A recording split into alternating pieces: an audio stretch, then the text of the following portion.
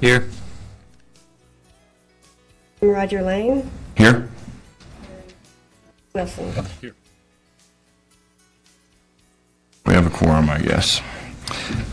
First item, let's have the public invited to be heard. We have a 3-minute limitation for the speakers. I don't have a sign-up sheet, but we'll just go ahead and ask for anybody that wants to address us, come on down. We'll start with you. Give us your name and your address, please. You betcha. Well, my name is Clark Stephen Allen. I live at 1127 Twin Peaks Circle. I want to take the time to thank you very much for hearing me.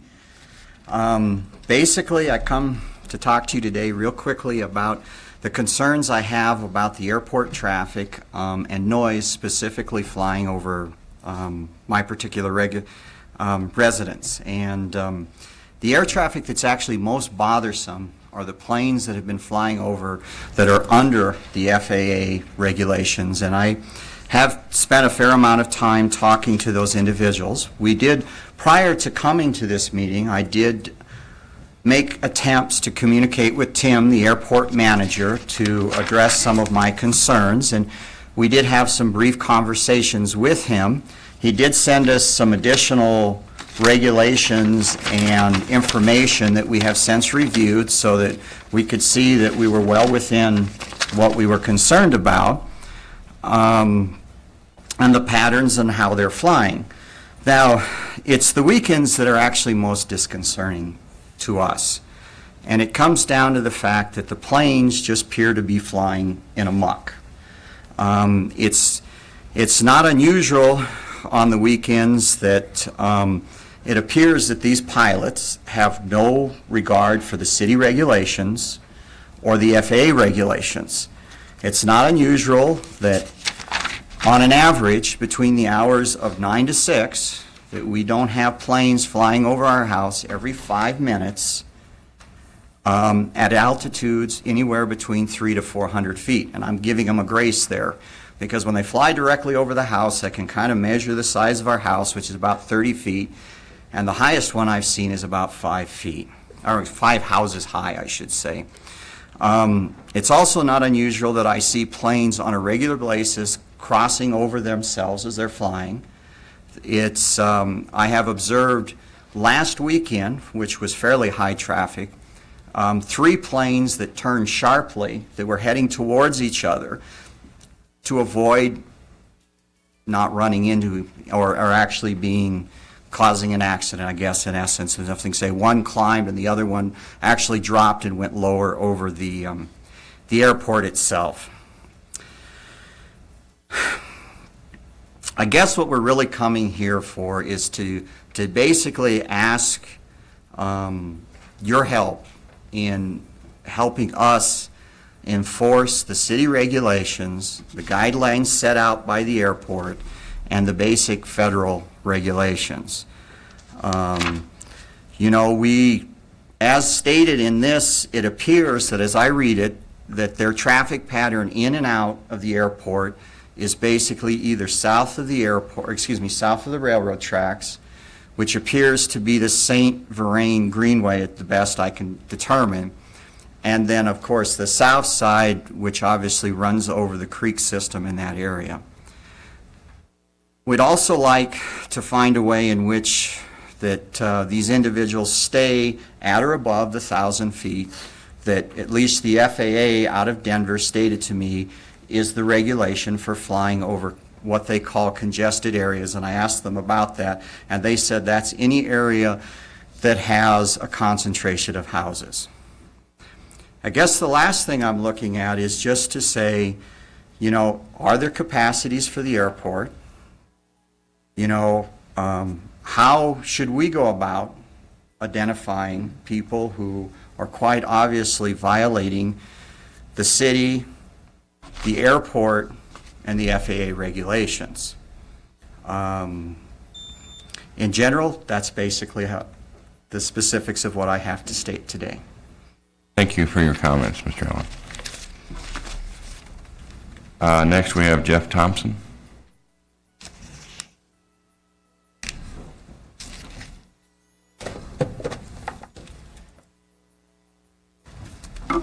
Jeff Thompson, 1616 Sumner Street.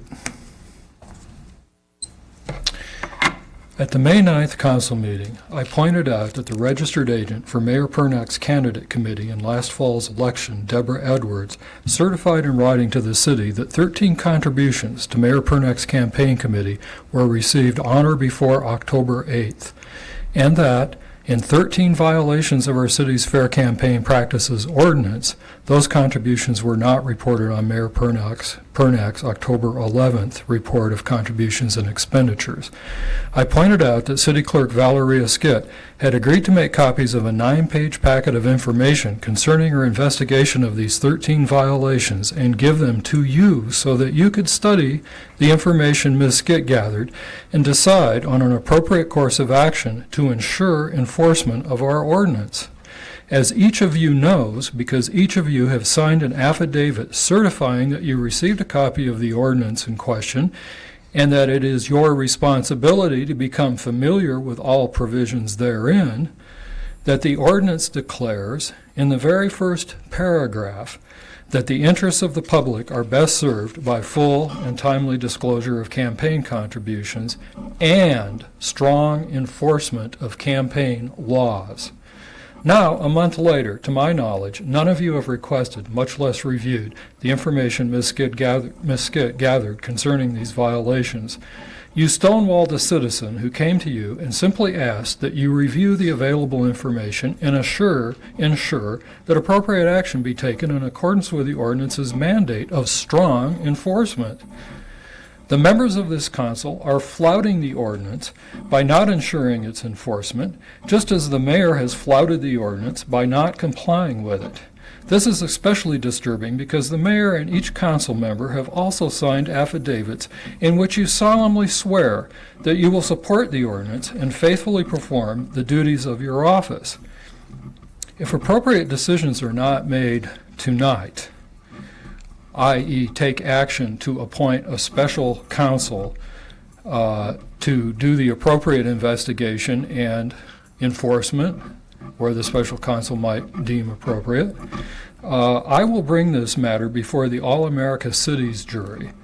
So the All-America Cities jury can determine for itself, if they'll let me bring this matter before them, whether Longmont is an All-America city or a corrupt city. I thought that this would be a regular session, so I'd have another opportunity to speak. But Mayor Pernak and her registered agent for her campaign committee. Sorry, Jeff. Out of time. Thank you. That's all I had signed up. Are there any others in the audience that wish to come before us tonight? Seeing Mayor, I would like to have Brian Mort from Platte River Power Association come and address the council just briefly on the outage that we had on Sunday. Thank you. It's not an association, it's an authority. Sorry about that. Oh, that's okay. Thank you. Thank you, Mayor Pro Tem and Council.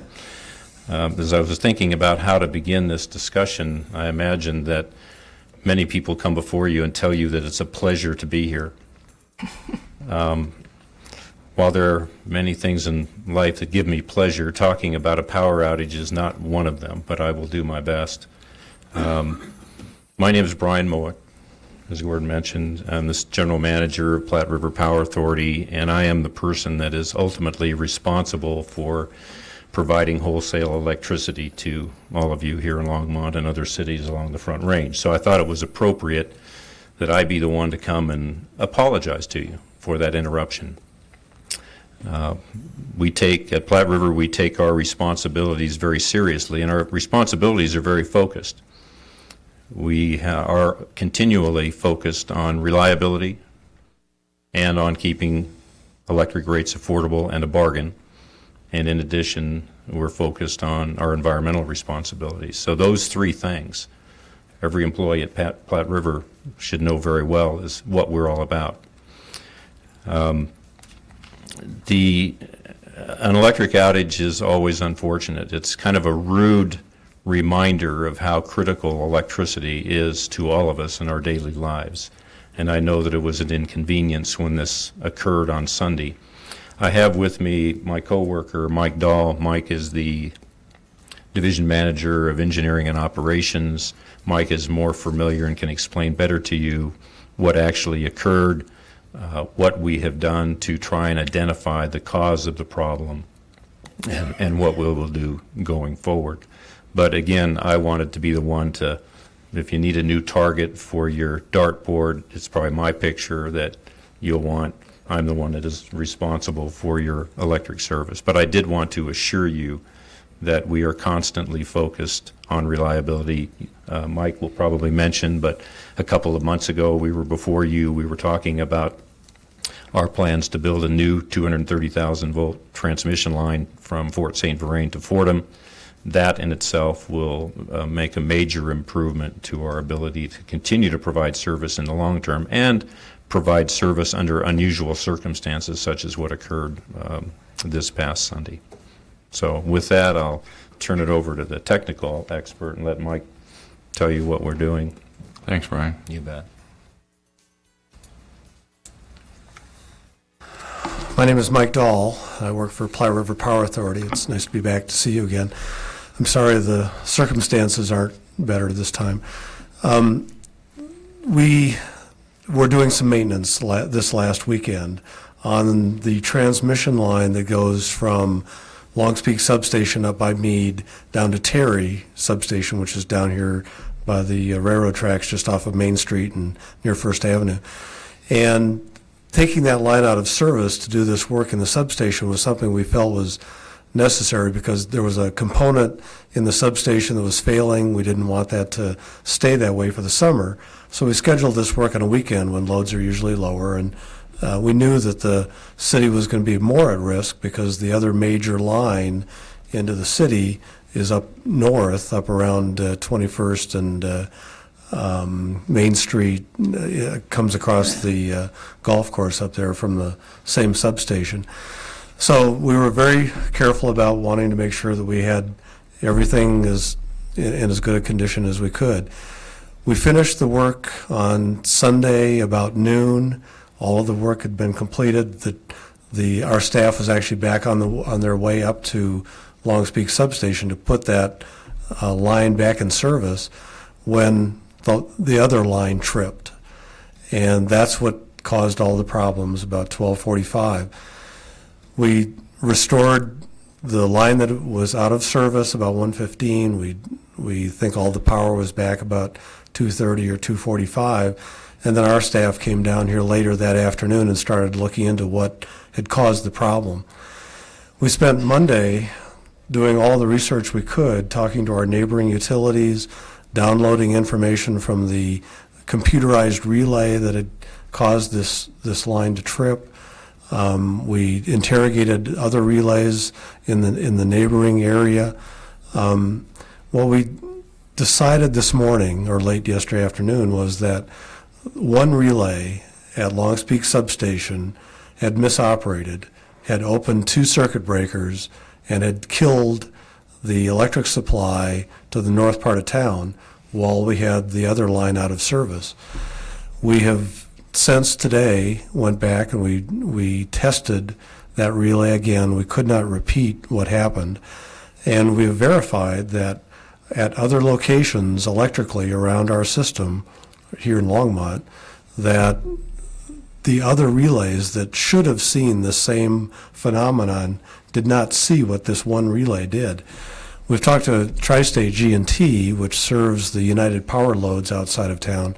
They actually had an experience with one of these relays where it misoperated. It thought it saw a problem, it tripped a transmission line, and there was nothing wrong. We are still looking at the wiring to that relay to make sure that it wasn't miswired somehow. The loads on this transmission line that tripped were actually higher on Saturday than they were on Sunday. We don't have a complete explanation of why this device saw a problem when nothing else did. But we're going to continue to look into it. We're going to send the information we gathered to the manufacturer of this relay see if they can provide us with some insight as to what might have occurred that we haven't been able to find. But we replaced that relay. The whole system is back in service, and at this point, we have no other plans for any transmission outages into town. And like Brian said, the reason I was here a couple of months ago to talk about the new transmission line is that that would have been a backup sufficient to take care of the whole city if that had been in service this weekend. So that's a thumbnail sketch of what happened, the work we've done to try and investigate the issue, and like Brian said, we apologize for the inconvenience and the misoperation of our system. It's not the way we plan to do business. I'd be happy to answer any questions. Questions?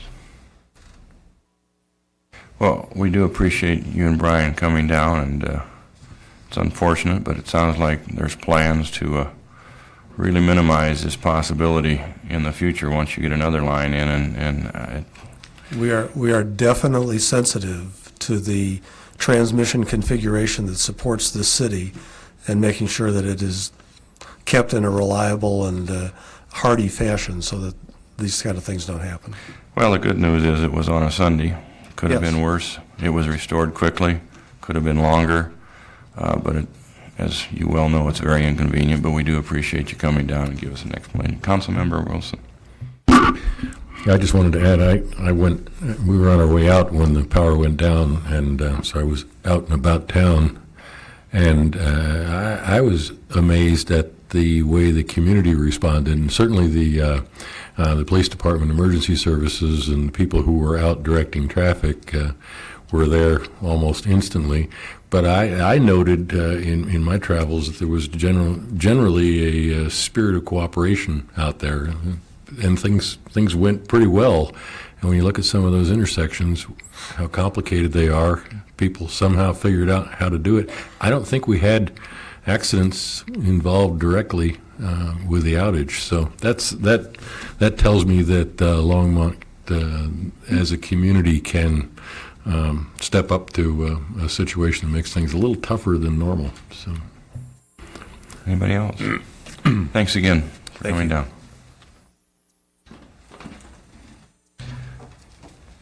Okay, next we have a proclamation that I will read. It's a proclamation designating June 1st through August 31st, 2006 as everybody's reading in Longmont, Colorado. Whereas the Longmont Library is providing a summer reading program celebrating Maya Angelou's I Know Why the Caged Bird Sings, and whereas the library is celebrating the 5th annual reading program this summer called Everybody's Reading, and whereas the goal is to have everyone in town read the same book and think about it, and whereas the library staff has selected Angelou's I Know Why the Caged Bird Sings for the summer reading book, and whereas the library has purchased 7 copies of I Know Why the Caged Bird Sings with accompanying study guide for checkout so the public can read the book. And now therefore I, Roger Lang, Mayor Pro Tem, and the City Council of the City of Longmont do here proclaim June 1st through August 31st, 2006 as everybody's reading I Know Why the Caged Bird Sings in Longmont, and urge all citizens to read and participate in the Longmont Library's adult reading program this summer called Everybody's Reading by reading Maya Angelou's I Know Why the Caged Bird Sings. Is there anybody from the library that is here to accept this? You must all be reading. Well, I congratulate them for this program. It's a good thing to do. Mary, have you read this book yet? A long time ago. So anyway, thank you for their efforts, and we'll carry on from there. Next item, Gordon's fiscal impact model. Yes, Mayor Pro Tem, Dale Rademacher will introduce Tom Pippin and introduce this item. Okay.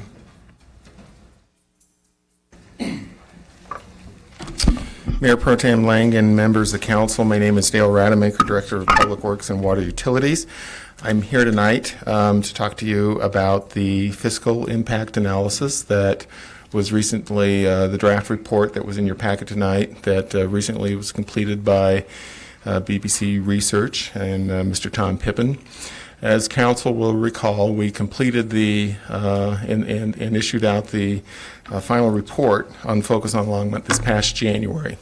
And at that time, we told you that, and you directed us to move forward with the fiscal impact analysis so that we would have this additional tool to apply and use, both in the sense of the strategic policies in the citywide strategic plan, but also in other ways as we move towards build out of the city of Longmont.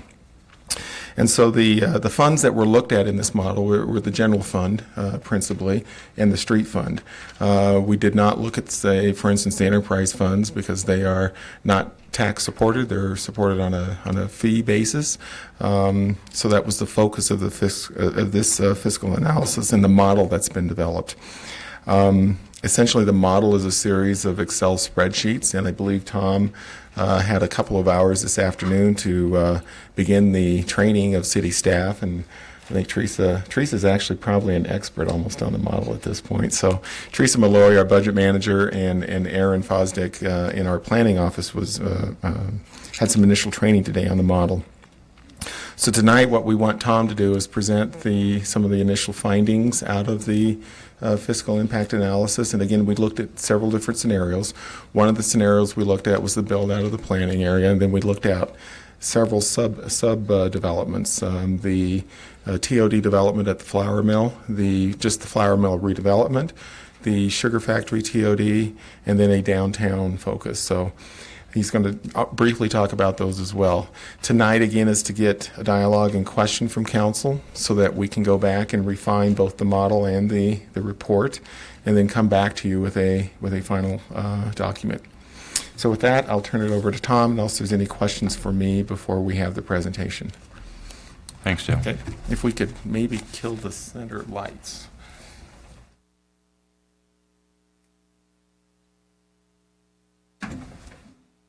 Thank you, Dale. Mr. Mayor Pro Tem, members of council, again, my name is Tom Pippin. I'm an economist. I'm a partner with a consulting firm in Denver called BBC. I've been at BBC 16 years, and my practice involves public finance. A lot of that work is helping local governments trying to answer the question, does growth pay its own way? And one of the tools that we prepare for our clients to try to answer that question, does growth pay its own way, is this type of fiscal model, which Dale alluded to. So tonight I have a presentation to give you a summary of our process and our findings. Feel free to stop me at any time with questions, and if this becomes very interactive, that would be just great. Before I move on, I want to thank your staff, in particular your department heads, and their direct reports were valuable to us when we did this study. We interviewed them all to understand their budgets. Dale functioned as our project manager and was outstanding. And in particular, I'd like to single out Teresa Malloy, the budget manager. She was our day-to-day resource for gathering budget data and was just wonderful to work with. The agenda tonight is fourfold. First, I want to define fiscal impact analysis for you, place it in the appropriate context, and then outline some key questions it can answer. Then we'll walk through a series of examples. As Dale mentioned, our draft report runs the model on 4 scenarios. Your comp plan to build out the sugar factory, the flour mill, and a downtown TOD station. Third, we'll talk about next steps, what we need to do from here to a final report, and then finally Q&A. But again, if you want to ask questions at any time, just blurt them out. Let's start with a definition. This is a definition that we extracted from a Government Finance Officers Association publication. But the essence of this definition is that fiscal analysis is about operating costs, salaries, gasoline for police cars, utilities for all your buildings, paper, supplies, the cost of doing business that you have as a local government. Specifically excluded from this analysis are capital costs, building a new road, buying land for a park, developing a new rec center. I mentioned that question, does growth pay its own way? And that's really a two-part question. Does growth pay its own way for operations, salaries and supplies? That's what we're talking about tonight. The second part of that question is, does growth pay its own way for infrastructure? Land, buildings, fire engines, large equipment. That type of analysis is really what impact fees are all about. And I applaud you because as a city, you have a system of impact fees that allow you to collect the proportionate cost of infrastructure from new development. So half of the question you've answered satisfactorily. Growth in Longmont is paying its own way for infrastructure because of your fee system. Tonight we'll talk about the first part of the question, does growth pay its own way for operations, your cost of doing business? Before we dive into some examples, I want to make sure that I put fiscal impact analysis in context. And this may sound funny coming from an economist, someone that does this for a living, but I don't feel like I can emphasize this enough. And that is that fiscal impact analysis certainly is not, nor should it be, land use destiny. In other words, a project with a surplus isn't always a good project, and a project with a fiscal deficit isn't always a bad project. In my 16 years doing this, I've seen a lot of local governments make land use decisions to approve projects that cost them money, and I've seen a lot of local governments approve deny projects that make them money.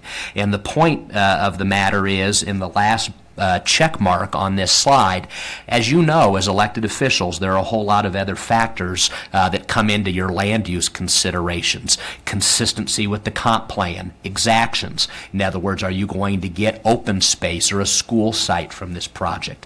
In northern Colorado in particular, water rights are key. Are you going to tie up certain water rights? Are there wildlife or aesthetic considerations with the project? So I just want to say at the outset, before we get into the numbers, that I hope Longmont uses this tool. I've got other clients that use this tool, but I also want to make sure, and I know that Phil Delvecchio definitely shares this point because we've discussed it several times. I just want to make sure that I don't purport that a fiscal analysis is the end-all and be-all of land use considerations. It comes in the context of these other factors. Why would you do a fiscal impact analysis? What questions can it help you answer? Well, the second question up here, does growth pay its own way, is one that we've already talked about, but there are a variety of other questions that fiscal analysis can answer for you. The third one often comes up, and you know, as elected officials, you sometimes get approached for economic development incentives, to waive fees or give inducements to try to get a particular type of retail or a corporate headquarters. Well, one type of use of this model, this fiscal model, is to help you decide whether or not a certain project yields enough benefits for you that you can afford to give it these types of breaks or incentives. The third bullet from the bottom, I think, is very important, and that is, are we planning for the right mix between residential and commercial? Longmont and every other community in Colorado keeps its budget in balance by having a healthy mix of land uses, residential, retail, office, industrial. If that balance gets skewed, it's possible that your budget can come under stress, and if your budget comes under stress, you have to lay off people, you have to reduce service levels, or potentially raise taxes. So this type of tool is a way to audit your comprehensive plan, potential annexations, potential rezonings, to make sure that they are going to promote a healthy budget balance. What happens if you get bad news from a fiscal impact analysis? In other words, you look at an annexation or a rezoning, and the model suggests to you that there's a chance it's not going to break even. It's going to cost you more money to serve that development, police, fire, etc., than revenue you get back.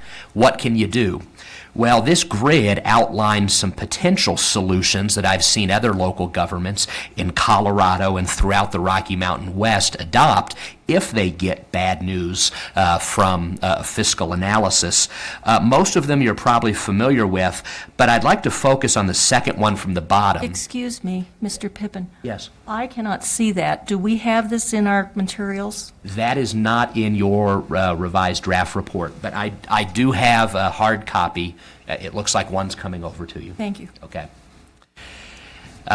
Which is probably good, because as we get to some of these other exhibits, there will be some small print, so it's probably good that we get that distributed. The second one from the bottom is entitled Deficit Reduction Fees, and this is simply the point that annexations in Colorado are voluntary. You are not obligated to annex new land. So I have clients, other towns and cities in Colorado, that do an analysis like I'm going to show you tonight, find out that an annexation may be flirting with break even or even cost more than they expect to generate in revenue. Rather than denying the annexation, if they think there are some other benefits to it in terms of land use or whatever, they enter into negotiations with the developer for some type of deficit reduction fee. In other words, if you want to be annexed into Longmont, we need an exaction from you. It may be in the form of a per unit payment, it may be cash up front, it may be extra open space or an extra school site. But that is a use sometimes of this type of analysis, that if you determine a project could be a deficit for you, then the amount that you think you're going to be negative in your budget, that gives your staff a negotiating point. And you can talk to the applicant about how can this project hold us harmless? What can you do as an applicant, as a developer, to take away these negative budget impacts from us? Dale mentioned that this whole effort grew out of the Focus on Longmont project. I'm not going to spend a lot of time on Focus on Longmont because I know you've been through it in depth. This graphic simply is a reminder of the process, the citizen input process that occurred. But more specifically, as we go to the next 2 pages, there were 5 strategic policy directions, and I know this material is in the draft report. There were 5 strategic policy directions that came out of Focus on Longmont, and 2 of them in particular had land use implications. Strategic direction number 1, to promote a healthy business climate, has some text in there about redevelopment and whether or not that redevelopment is consistent with the public's vision. Well, one of the ways you can determine whether or not redevelopment is appropriate is to subject it to a fiscal impact analysis. And as Dale mentioned, we're going to be looking at some sugar mill and flour mill examples to see how they turn out. Another element of Focus on Longmont that's very germane and can be analyzed using fiscal analysis is policy direction number 4, focus on downtown. Downtown, as you recall, was a really big area of emphasis on the part of citizens and stakeholders in Focus on Longmont. So as redevelopment occurs under strategic direction number 4, I think it's definitely appropriate to subject those plans to fiscal analysis to make sure that what's envisioned for downtown redevelopment passes fiscal muster. In addition to these Focus on Longmont directions, I think Dale made an excellent point, which is if you direct your staff to include fiscal analysis as part of their ongoing review of new land use applications, this fiscal analysis has benefit beyond just Focus on Longmont and these big policy directions. It could become part of how your planning and community development staff does business and reviews new applications. Loveland, for example, uses the model in that way. When their staff looks at a new land use development and analyzes its wildlife impact and its aesthetic impact, they'll also look at the fiscal impact. So on one level, this model can be used in a macro sense to help inform Focus on Longmont, but it can also be used in a micro sense if you choose to look at a lot of land use applications that come before you.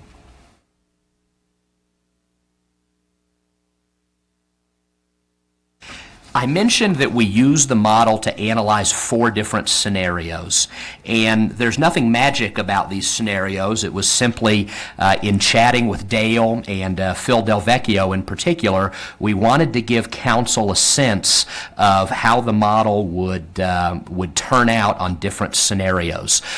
What we have in the draft report is simply an illustration.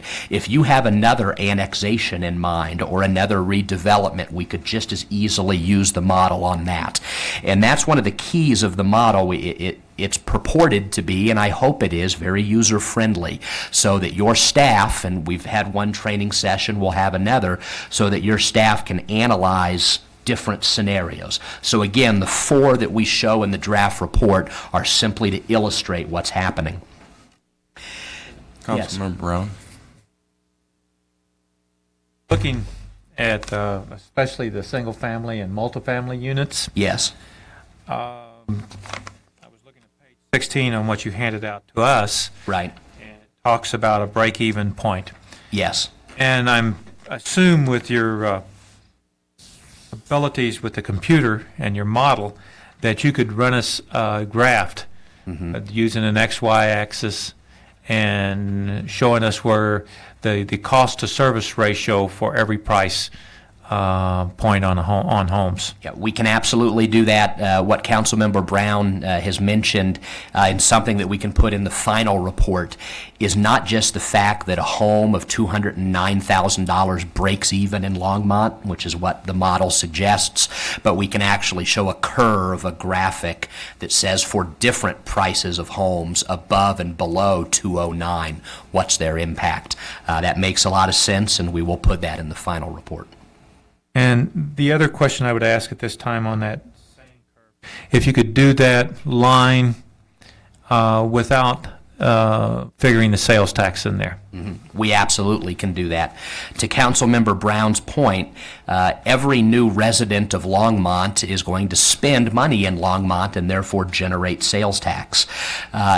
We can show the impact of that home with just property tax and other revenue sources, and then show it with that plus sales tax, so you can see how important that sales tax generation is to the overall break even. So those points are well taken, and we will do that for the final report. Okay. So if I can draw your attention back to this exhibit, and I know this exhibit is reproduced in the draft report we gave you. We met with your staff and we asked the question, between now and build-out in Longmont, how many new units and non-residential square feet are expected until you get to the maximum in your comprehensive plan?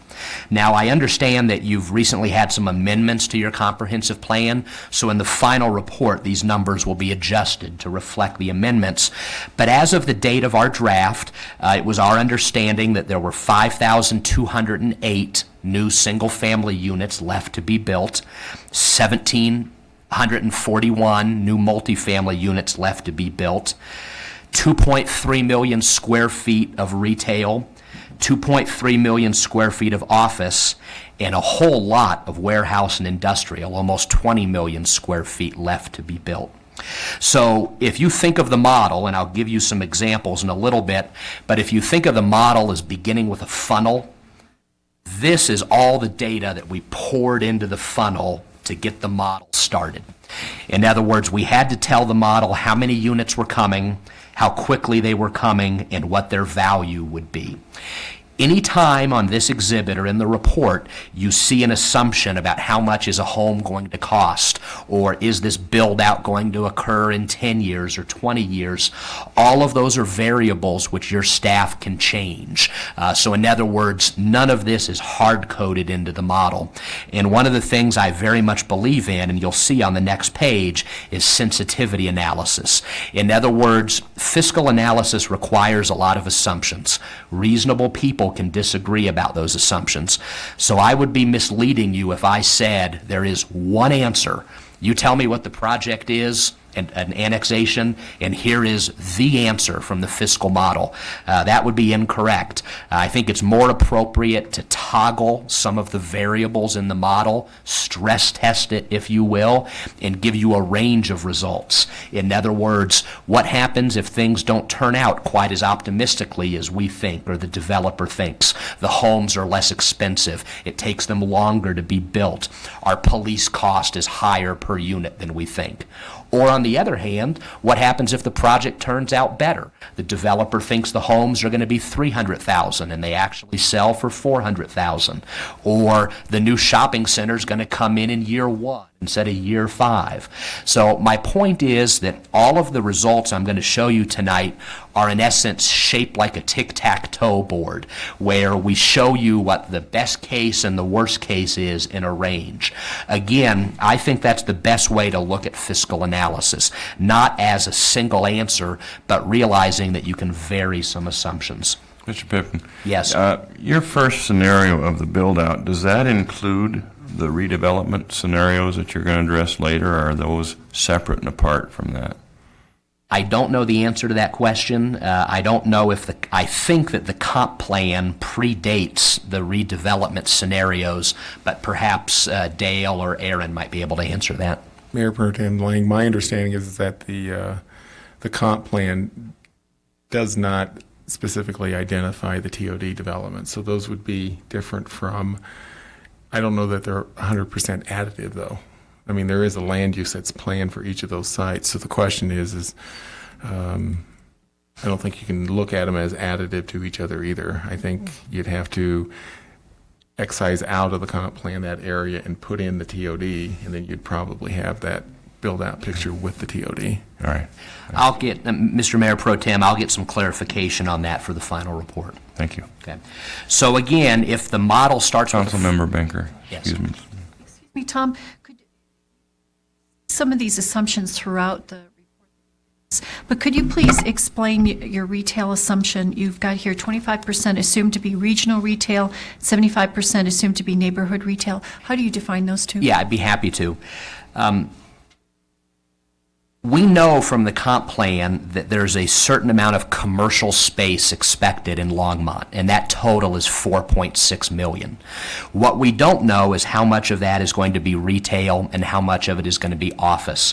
So for purposes of this illustration, we assumed a 50-50 split.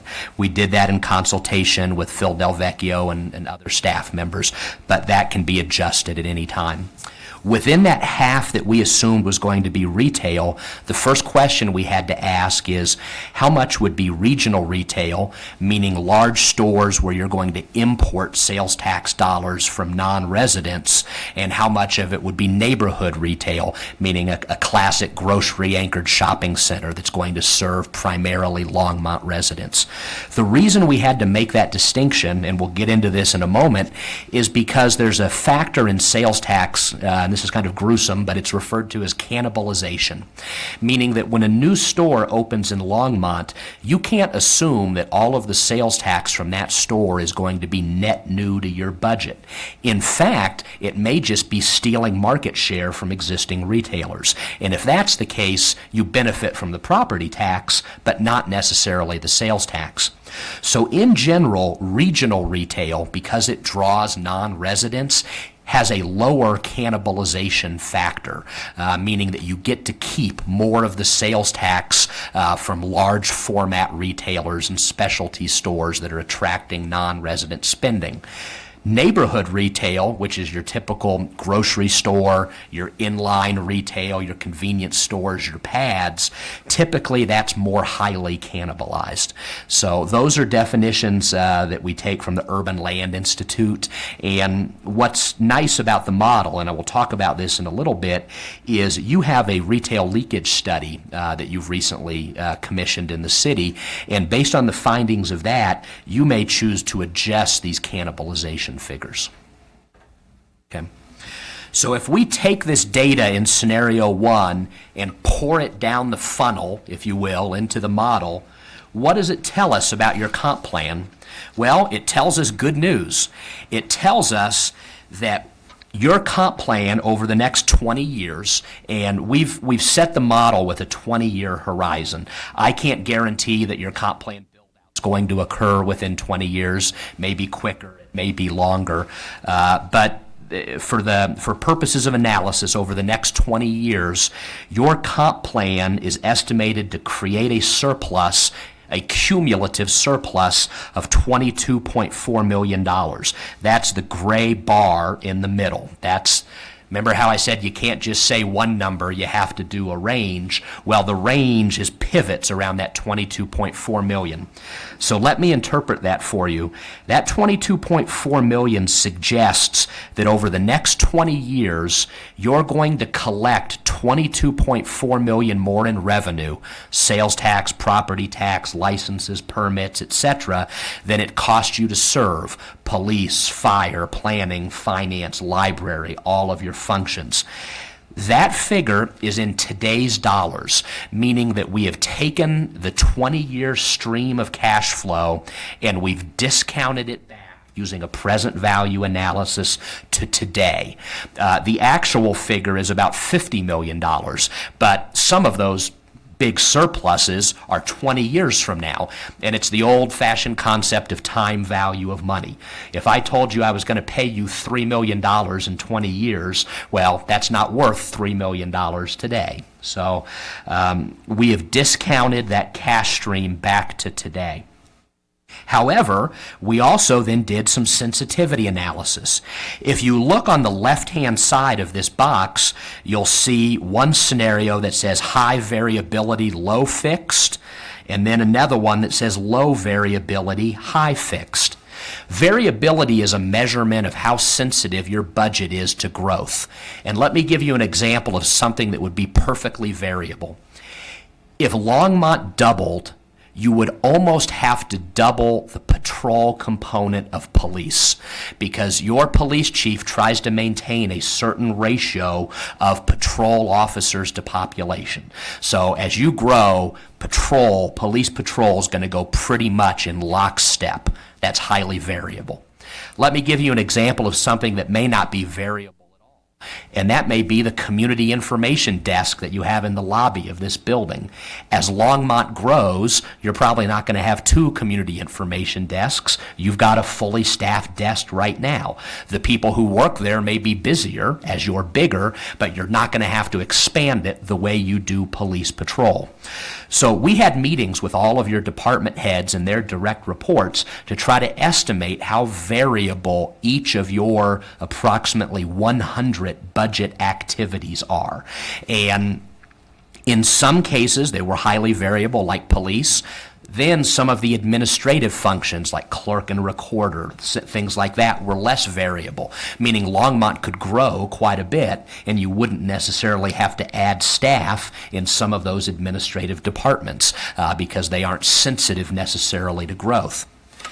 But that's all the base case. That's all what's in the gray box. What happens if we missed our target? Knowing that reasonable people can disagree about these assumptions. What happens if your budget is more variable to growth, meaning that as growth occurs, your expenses are going to go up more than we thought? Well, that's what's in that upper left-hand corner, 13.6 million.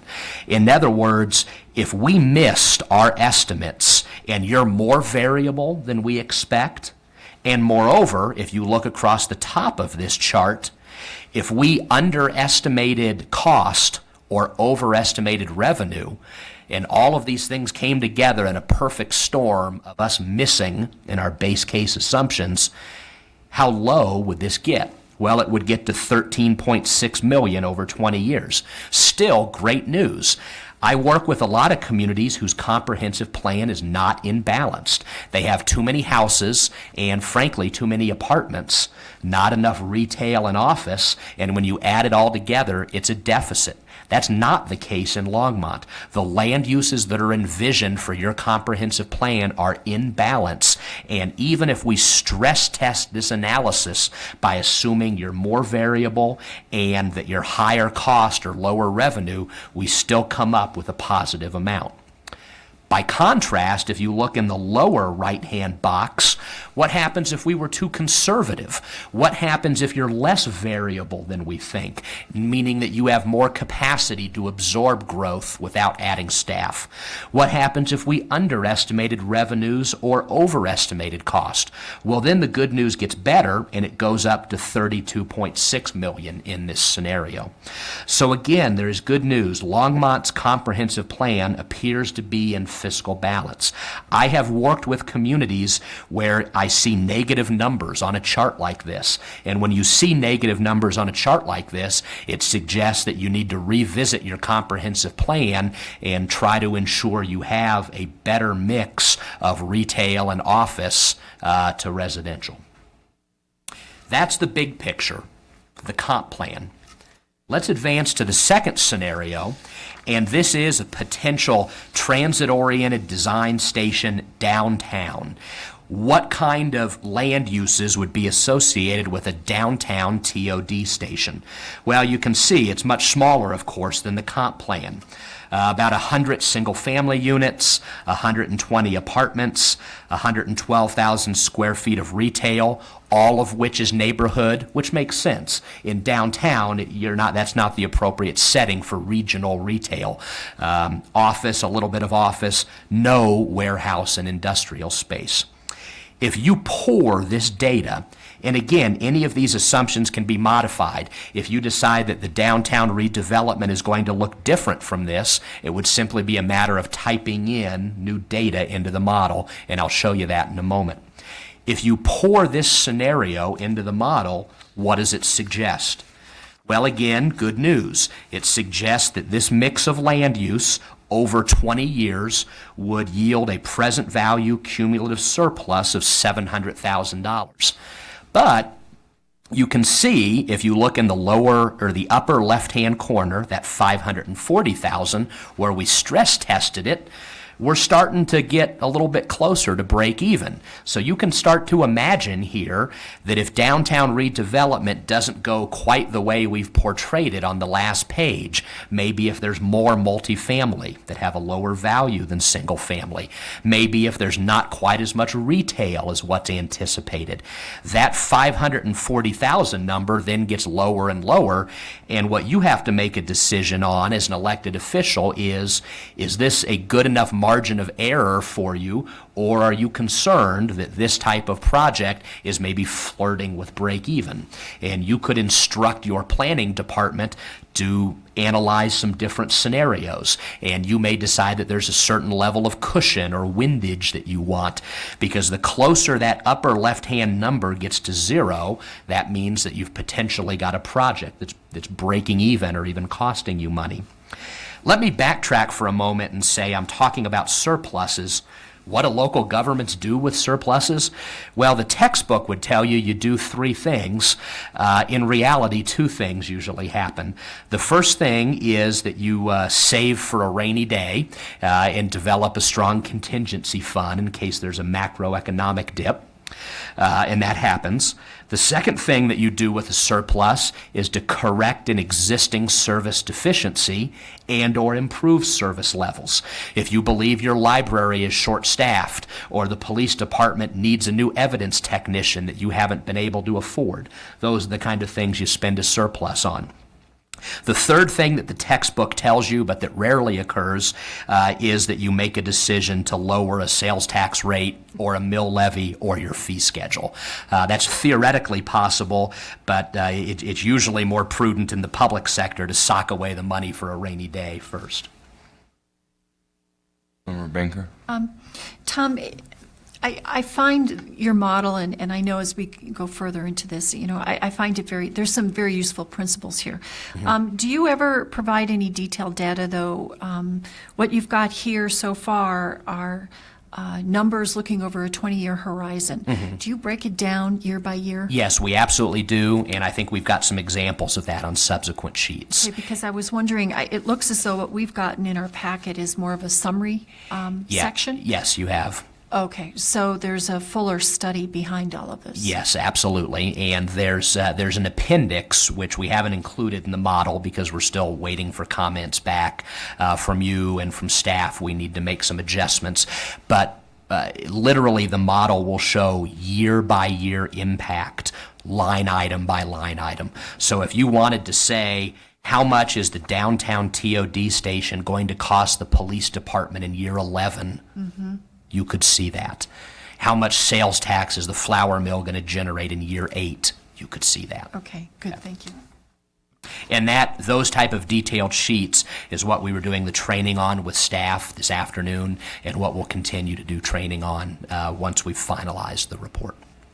And if at any time council wants to see that, it's simply a matter of asking to see the printout, because it's all built into the model. Okay. Let's go on to the next scenario, which is the sugar factory. And this is a little bit larger than the downtown TOD station.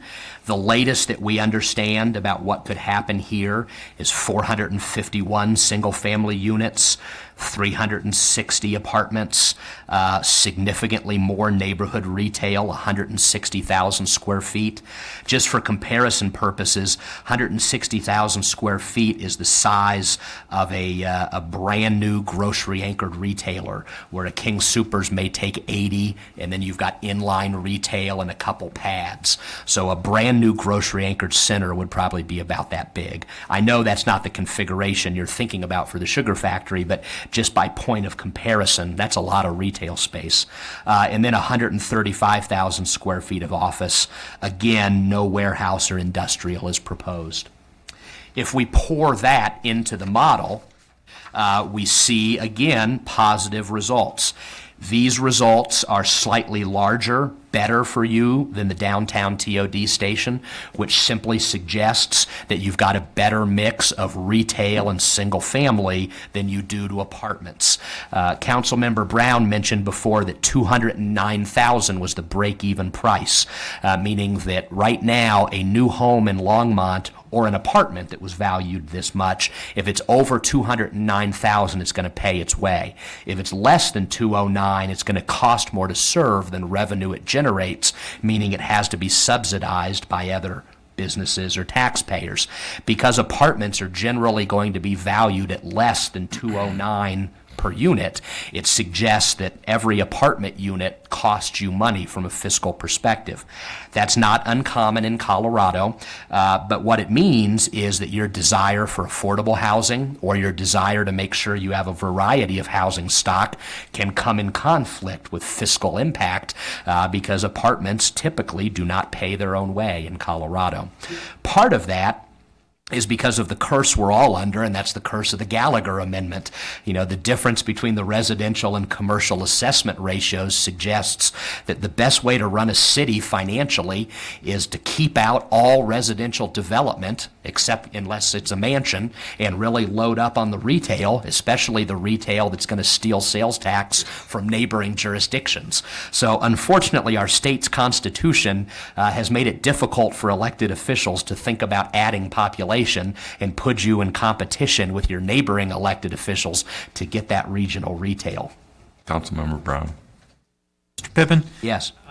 have you ever taken communities and compared these, like their comprehensive plan and their actual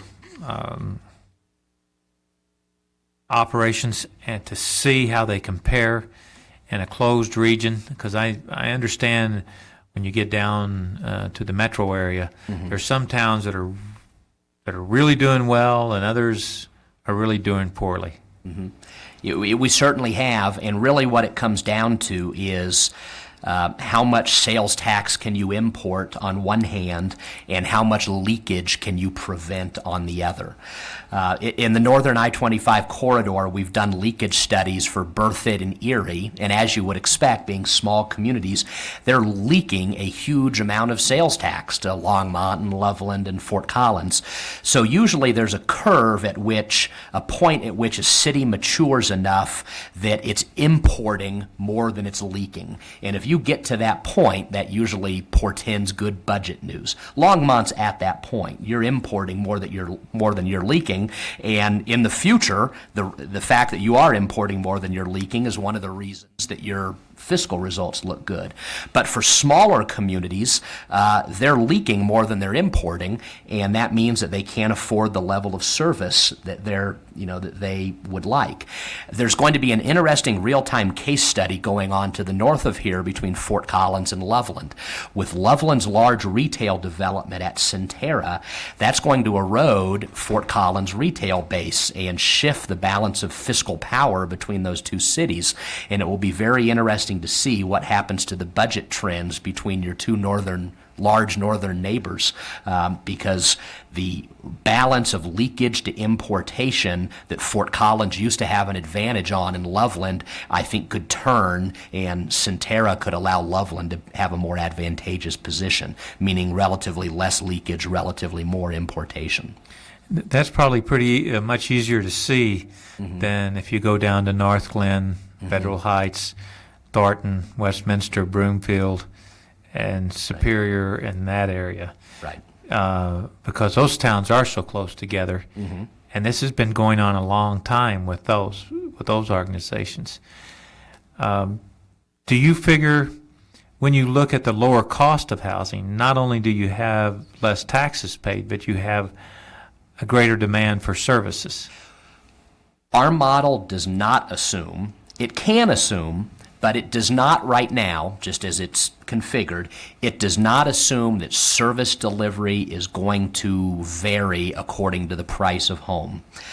There are strong anecdotal, and I'll emphasize that point, anecdotal, there are strong anecdotal arguments that certain categories of municipal cost, especially public safety cost, can increase as housing values get lower and housing gets more dense with apartments. But again, I emphasize those are anecdotal. I have not been convinced, via statistical studies, audits, that that's really true over the long term, even though that's the common wisdom. If, however, you wanted to instruct your staff to put in multipliers in the model where less expensive homes or more dense homes cost more for public safety, for example, what would you do about library or parks? You'd have to make some judgments about whether different price ranges of houses had a bigger or smaller impact on library, parks, all the other departments. But if you chose to do that, the model could accommodate that. Again, I'm a skeptic, and I know the anecdotal arguments, but right now the model treats the cost as the cost, regardless of if it's an expensive home or a modest home. I think David Arfield's book, American Metropolitics, does a lot of statistical development along those lines. And he uses, among cities in the nation, he uses the Denver region as one model. Okay, well, that's a resource I haven't read, but I need to.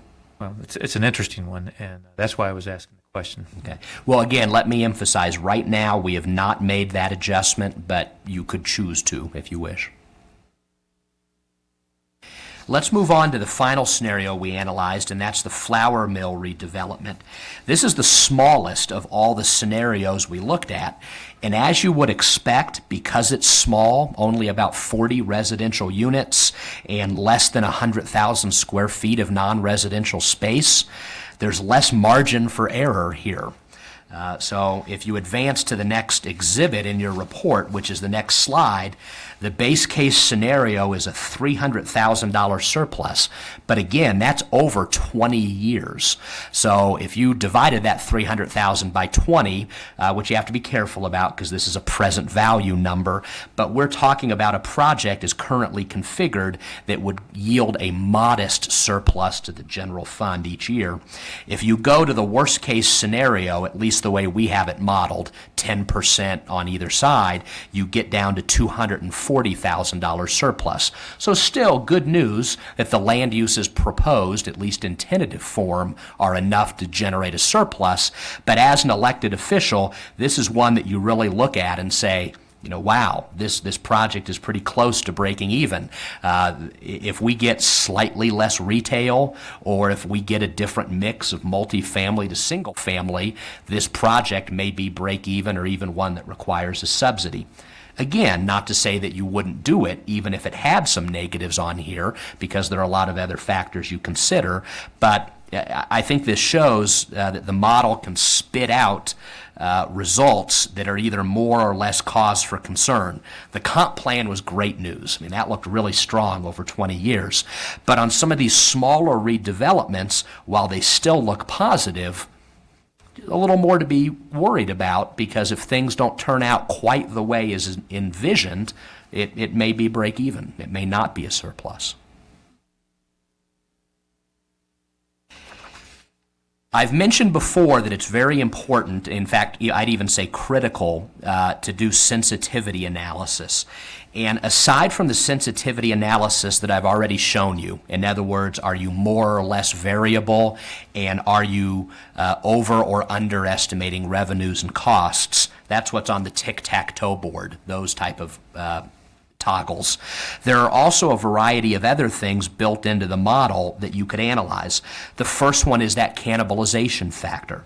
Right now, the default setting is that only 25% of regional retail will be cannibalized, meaning that 75% of the sales you'll get from a big new regional retailer would be net new to you. They wouldn't steal market share.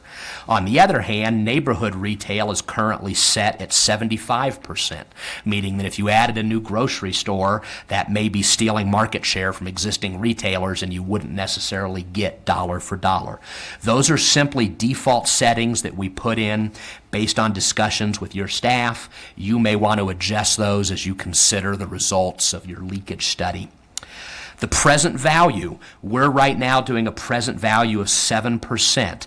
That's roughly 1.5 times your current cost of capital. If you can do a municipal bond at 4.5%, and then you put on half again as much as a risk premium, which is a pretty common rule of thumb, you're at about 7%. If you bump the discount rate to a higher number, meaning you have less confidence in what's going to happen in 20 years, that will reduce the surplus or increase the deficit, whatever the case may be. The market values of homes and land, you can change those in great detail. You can say that a development is going to have golf course homes at $500,000, entry-level homes at $200,000, low-income housing tax credit units at $80,000. There are 5 different residential categories in the model that you could put different prices on. And as Aaron reminded me, it's important to note that the model right now says single family 1, 2, 3, multifamily 1, 2. Those are just placeholders. It doesn't matter what you call the type of housing. All that matters is what price range you want to put on it. So if you were running a model of a very dense new subdivision, you could say townhomes cost X, patio homes cost this, zero lot line cost this. You can make up your own names for the different product types, and what matters is what value you think they would sell for.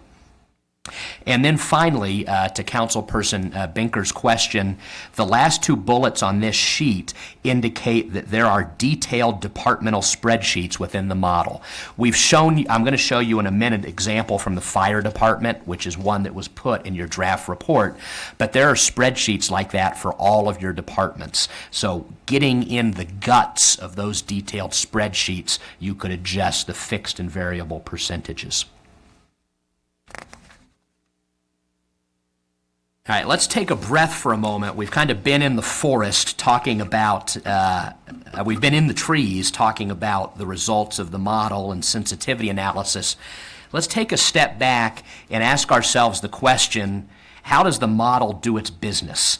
If we think about the funnel and we're pouring in all of these assumptions into the funnel, what happens to the data that we pour in? Well, this exhibit, which is also in your revised draft report, boils it down to multiplication. The first box, projected new units or new square feet, that's what we pour into the funnel. That's the comp plan or the flour mill, or the Life Bridge annexation, or whatever you're thinking about. That's what's in the first box. It then gets multiplied by a variety of marginal costs and marginal revenues. And marginal is important as opposed to average cost, because the next home in Longmont is not going to cost you the same as to serve as what a current home cost in Longmont. And that's simply a rule of economics that on the margin, the next unit being built, you don't have to recreate the wheel. You already have a police chief, so the next marginal home isn't going to cause you to hire a tenth more of a police chief. At a certain point, you're going to have to add a patrol officer, but you do have some fixed costs. Again, I go back to things like the clerk and recorder. You can have a lot of growth before you add clerk and recorder expense. So based on the interviews we did, we tried to separate what your marginal cost was and similarly your marginal revenue. As I'll show you in a moment, we express that on a per residential unit basis and a per non-residential square foot basis. So remember that question a couple slides back, how much does it cost to serve each rooftop in Longmont? Well, the answer is about $646, and I'll show you that in a moment.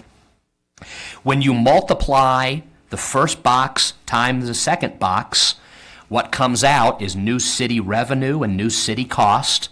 You subtract the cost from the revenue, and if there's money left over, you've got a surplus, and if cost is greater than revenue, you've got a deficit.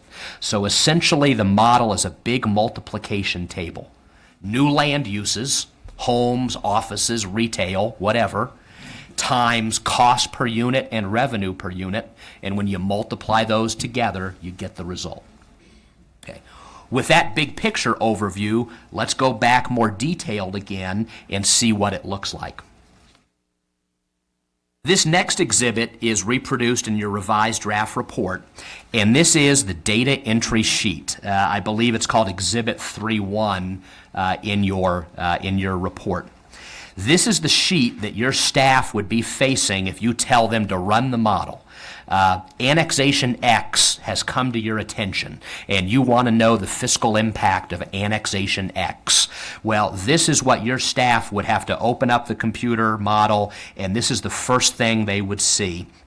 And again, we did some training on this afternoon. We'll do another training session once the report is finalized. But this is the funnel. This is where you type in what you think is going to happen. How many homes? What is their price going to be? How long is it going to take for build out to occur? Is the build out going to be regular, meaning it's going to be year to year, or is it going to be manual, meaning that you could type in a specific annexation if a developer's given you an absorption plan? Mr. Mayor? A quick question.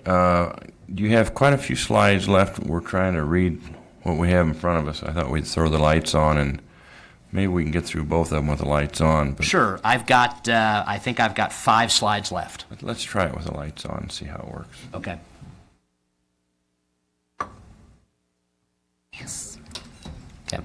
So this, I believe, is Exhibit 3.1 in your revised draft report. This is the data entry sheet. So if you ask staff to perform a fiscal analysis, they would take the data on the project and type it into these cells. How many units are there? When is construction going to begin? Is it going to be equally paced, or is it going to be peaks and valleys? How much are the houses going to cost? How much is the market value per square foot? All of these numbers on here are changeable, and that's part of the sensitivity analysis. The bottom half of this exhibit then multiplies those land uses times either a residential or commercial assessment ratio, the good old Gallagher Amendment again, times your mill levy, and calculates the amount of property tax you're going to get into the general fund. Then we do the same thing for sales tax. We multiply the amount of regional retail and neighborhood retail times an assumed amount of sales per square foot, less the cannibalization rate, to find out how much net new sales tax you're going to get. Again, all of those figures can be changed.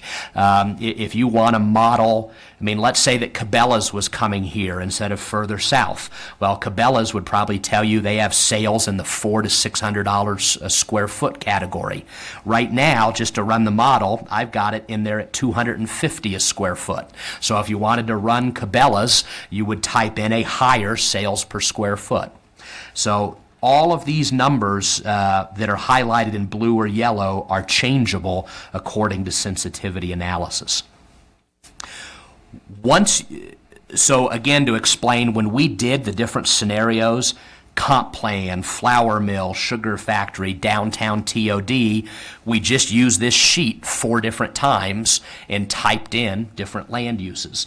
If there's an annexation that comes up and you want staff to study it, they would ask the developer what their phasing plan is. How many units do you want to build? What price? What time? And they would put those assumptions in this input sheet. And this gets the model started. Councilman Marika. Tom, I find some of your assumptions with regard to retail very interesting. So if I'm understanding this correctly, under regional retail, Right. if you were going to have a new super Walmart come in 200,000 square feet, you would take 200,000 square feet times, if I'm reading this, $0.59? Per square foot net new. Although I would tell you, if you were just analyzing a super Walmart, you'd use a higher figure than $250 a square foot. Okay. $250 a square foot is just an average for the totality of the comp plan that we put in. So if you wanted to do a new super Walmart, I would ask them point blank, and they'd be happy. We do work for Walmart periodically. They know, because they do very good demographic studies, they'll be able to tell you, we believe this store will do $420 a square foot, and then you would type that in instead of $250, and then Okay, the but numbers then would for adjust. small businesses, if you had a small retail store, say it's only A boutique, it might be lower, yeah. it's only $1.23 per square foot. Yes, and that's largely the neighborhood retail. The reason that's so much lower is the net new factor that's set at 25%. That's the cannibalization. In other words, we're assuming, and this number can be changed at any time, we're assuming that neighborhood retail has a great deal of cannibalization. I understand that this is just a rule of thumb. It just seems that I think we've all been watching the sales tax collections very closely over the past couple of months. In fact, I'd appreciate it if Jim might want to comment on that sometime later tonight. It seems like with the new retail that we've just recently opened, it doesn't seem like we're getting those kinds of numbers that you're showing.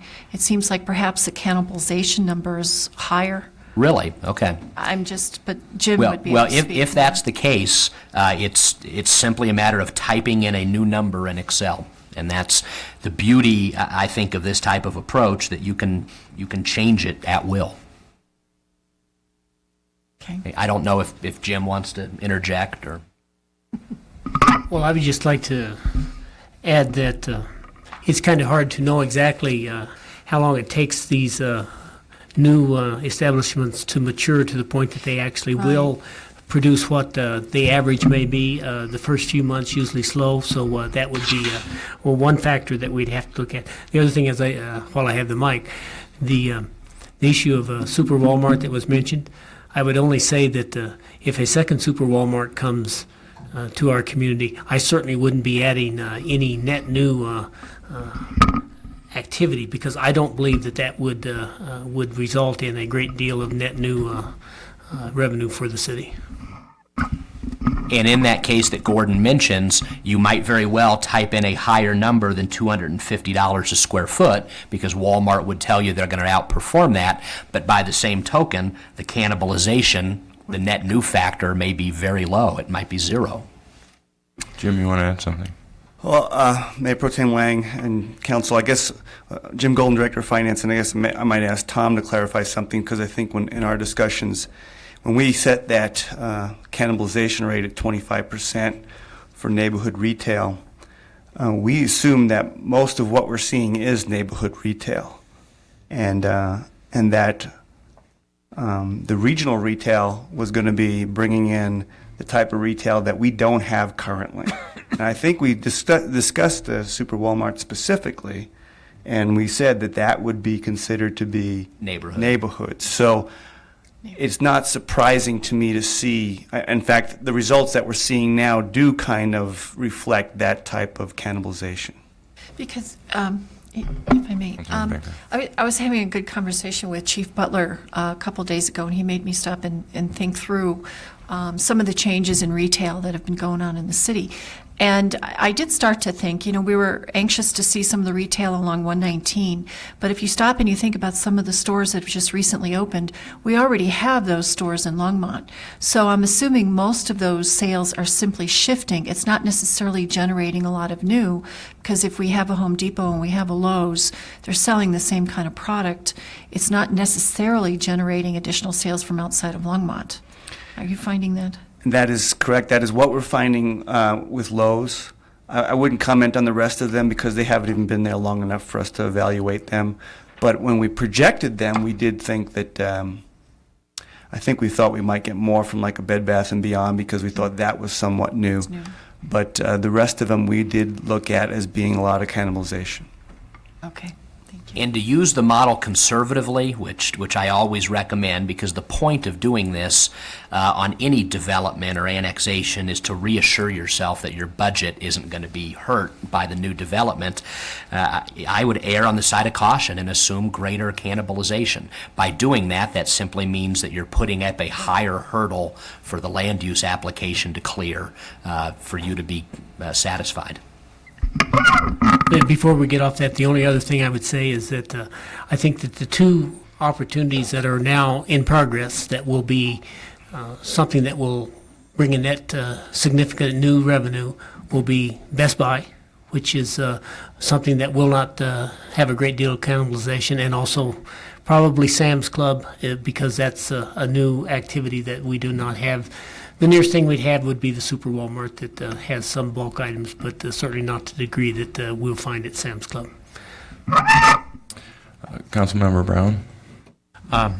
Looking at the chart here, you use a use tax and on single-family homes on that column, $50. Now, is that an annual, what you expect to get a use tax annually? We deal, and I'll show you this in a moment, in more detail, we deal with use tax two ways. Part of your use tax is one-time revenue that you get at the time of the building permit. So the $50 that you reference assumes that half of the construction cost is in building materials and is therefore taxable, which is a pretty standard assumption that the other half is going to be in labor.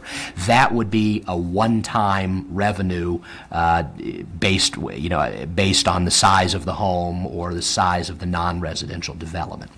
You also get some recurring use tax for large capital purchases, and those large capital purchases aren't reflected in these figures.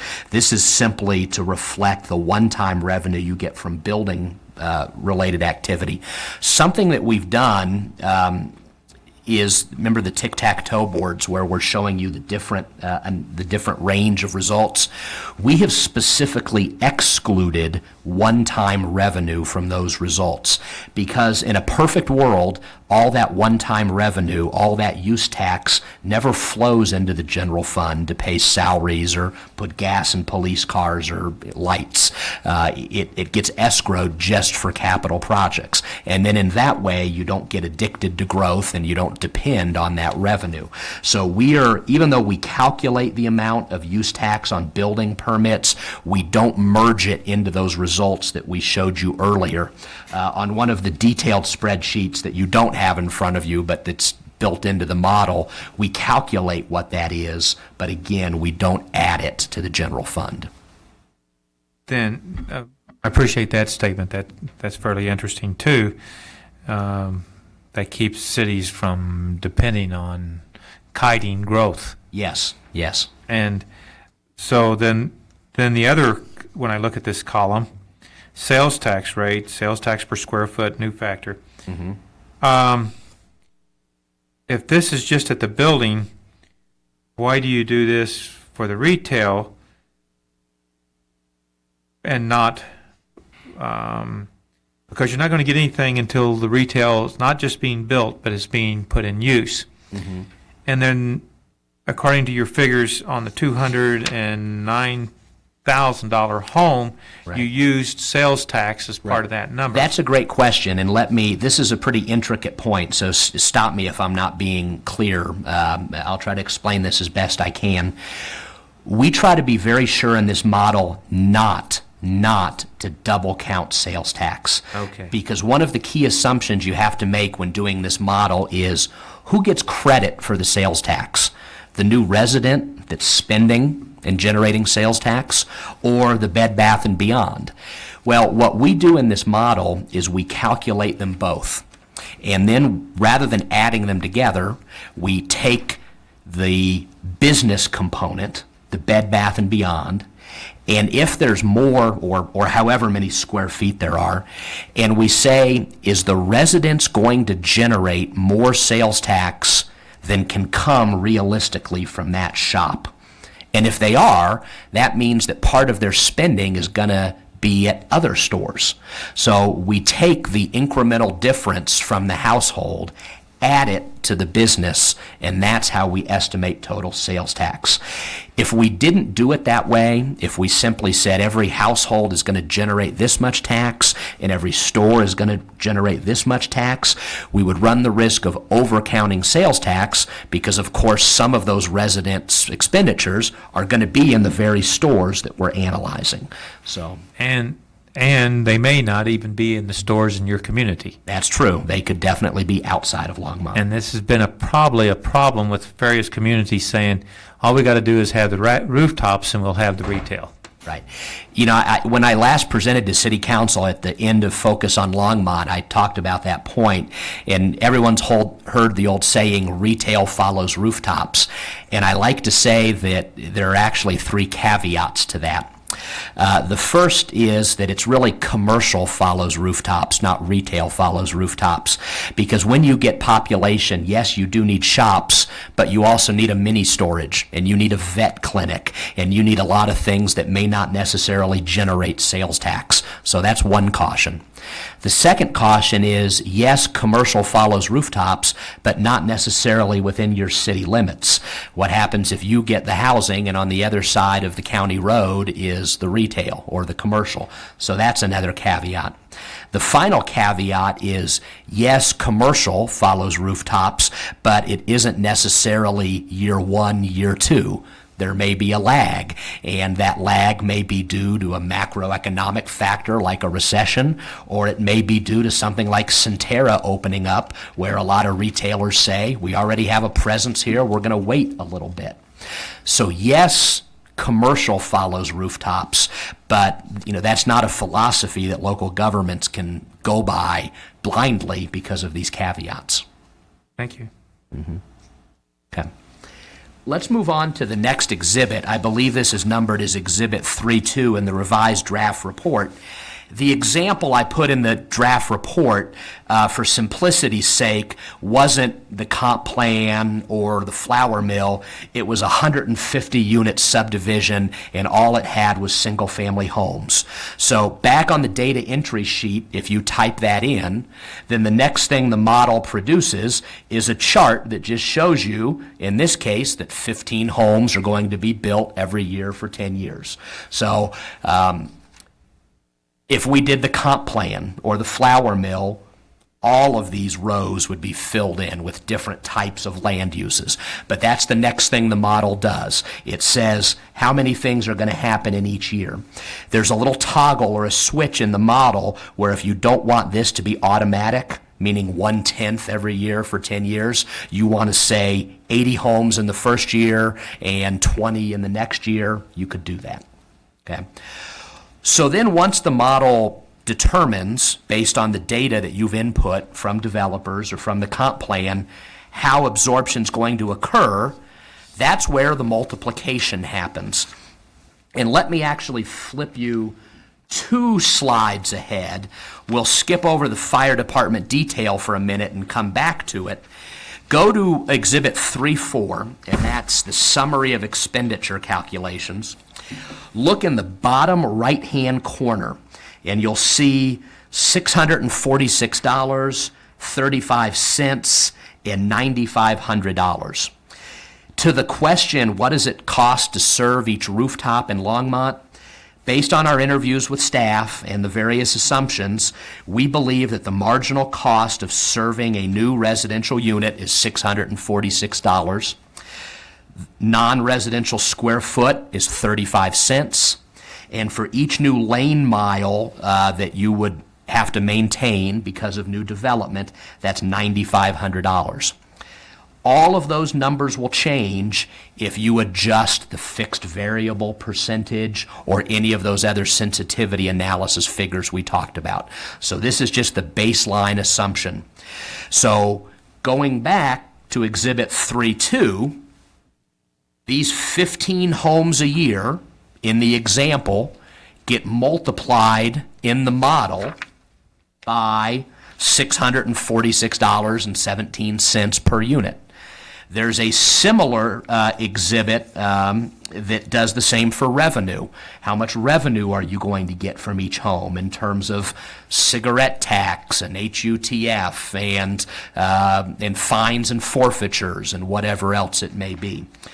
Non-residential, the same thing occurs. 35 cents a square foot in expense, but then you get revenue, property tax, sales tax, etc. So on Exhibit 3.4, you'll note that those numbers on the bottom right are totals of all of the departmental detail. So now let's go back a slide, and we use the fire department as an example of what that departmental detail looks like. So for the fire department, as for all of your other departments or groupings of departments, we put in the 2006 budget. We had interviews with staff about how much of that cost was variable or fixed, and how much of that cost was related to residential development or non-residential development. All of those numbers can be changed. That's what's highlighted in blue. And the bottom of that exhibit says that for the fire department, every new house we think costs $41.48, and every non-residential square foot costs 3 cents. There's no lane mile expense here because lane mile's not a good driver for fire department. When we get to public works, we've got some lane mile expense. When we get to the street fund, we've got some lane mile expense. So going forward again to Exhibit 3.4, that simply lists all of the detail that comes from spreadsheets like the fire department, police department, admin, finance. And to Councilmember Binker's question, these are things, we haven't shown you all of those detailed sheets in the draft report you have in front of you, but I would propose to include them as an appendix in the final report. Okay. To summarize, the model, when it multiplies those new land uses times revenues and expenses, again, it subtracts the expenses from the revenues. If there's a surplus, that's reported. If there's a deficit, that's reported. The detailed spreadsheets, which you don't see, report it year by year, years 1 through 20, and that's where the present value comes back into play. So you think about it for a moment. If there's a development where all the, let's say there's an annexation you're considering, and all of the homes are front-end loaded in the first 5 years, and then the retail and office doesn't occur until after because the developer thinks that retail follows rooftops and you need some density, it's quite possible that you may have deficits or be break-even in the first couple years and then have surpluses in the out years as the retail and office comes on. So what the model does is present value all of those results back, and you hope that the surpluses from the commercial development that happens far in the future are enough to offset any potential residential deficits that occur up front. And if they do, even after the present value and the discounting, then it's going to be a surplus. Councilmember Brown. Tom, if you have neighborhoods that are degenerating and losing value relative, especially on this present value system. Right. and you have homes that have more people, especially student, well, we're not looking at schools yet, but more people living there than was originally planned in your program, Right. then you get a whole different set of numbers. You start losing, don't you? You could. I mean, you start dropping. You could. I don't want to say categorically that you would, but you raise an interesting question, and that is, this model is predicated on new development or redevelopment, and what you suggest is, I think what you're suggesting is, could we ever use it to analyze an existing neighborhood that may be changing or losing value or deteriorating? I think you could do that conceptually, but I'd like to reserve the right to think about it a little bit because I'm not quite sure in the funnel. You know, the funnel, you're pouring in new things that are being built. I'd need to sleep on what kind of inputs you would put in the model if you wanted to look at a neighborhood that was decaying. It's about change. Yeah, I think it could be done. I'm just not sure technically off the top of my head how to do it. But Okay. Thank you. let's take a breather from the numbers for a bit and talk about next steps.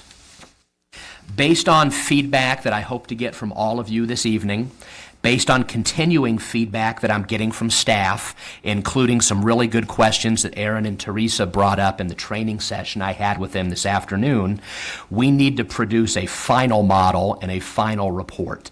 Once we do that, I would be happy to present to this group again and then have another training session.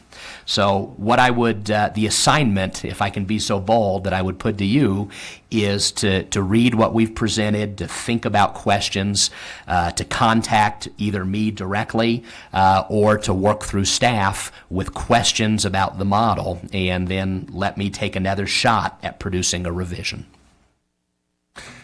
I've got a couple of questions. Depending on what you are looking at, whether it's single-family, retail, office, or warehouse, Right.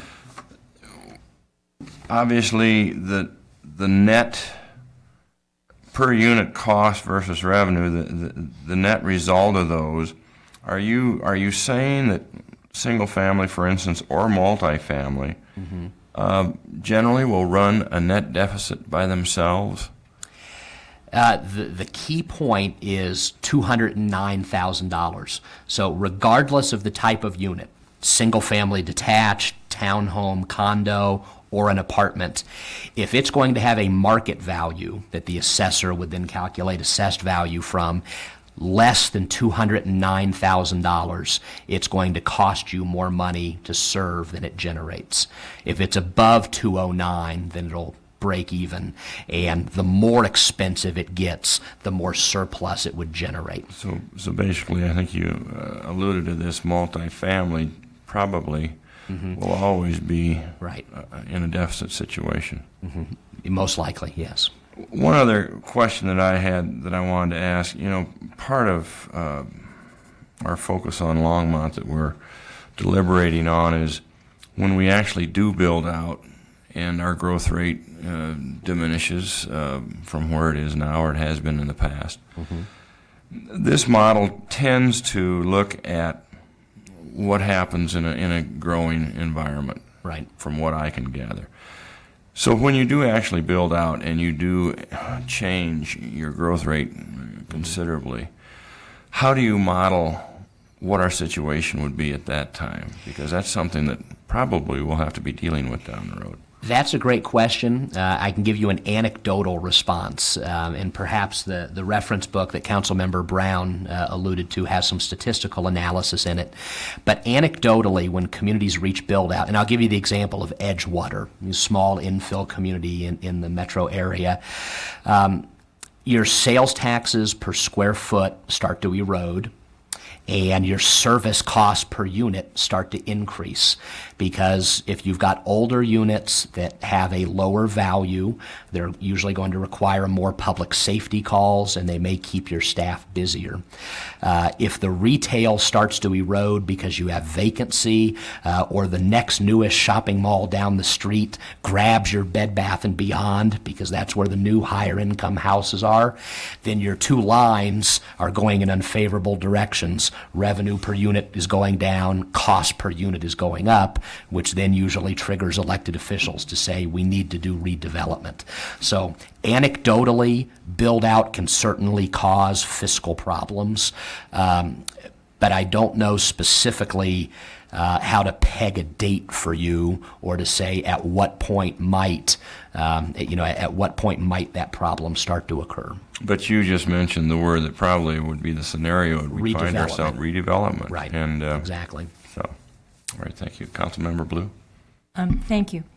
I really enjoyed reading this afternoon, and I wanted to thank you for this. I was a participant of Focus on Longmont through the entire process, and it's very helpful to get something tangible from that at this point. What do you see as your time frame after you've worked more with staff and questions are directed from us? I can produce the final report and model and do another training session with staff in approximately 10 days after I get everybody's comments. So I'm poised and ready to go. My firm BBC has about 20 people. I didn't produce this by myself. I've got some colleagues. So what I would suggest is maybe you put a target date on yourselves to say, when do we as a council want to get our comments back? Combine those with what staff has, and from that point, I can produce the final report promptly. Well, I'd like to compliment you on your delivery and also on your spontaneity in regard to the different questions that were addressed to you. Thank you very much. Thank you. This is a lot of fun. I enjoy my job. Councilmember Wilson?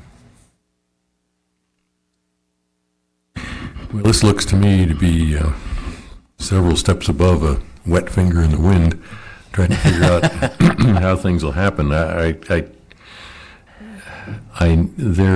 are many variables, as you pointed out, all along the way, and that certainly is something we need to consider. But the concept of at least taking a stab with a spreadsheet computation between revenues and expenditures on any new project, that makes sense, and it's something we've done. It's not something. I mean, we look at that and we try to figure that out, and I think this may be a tool to make it more easier to do that.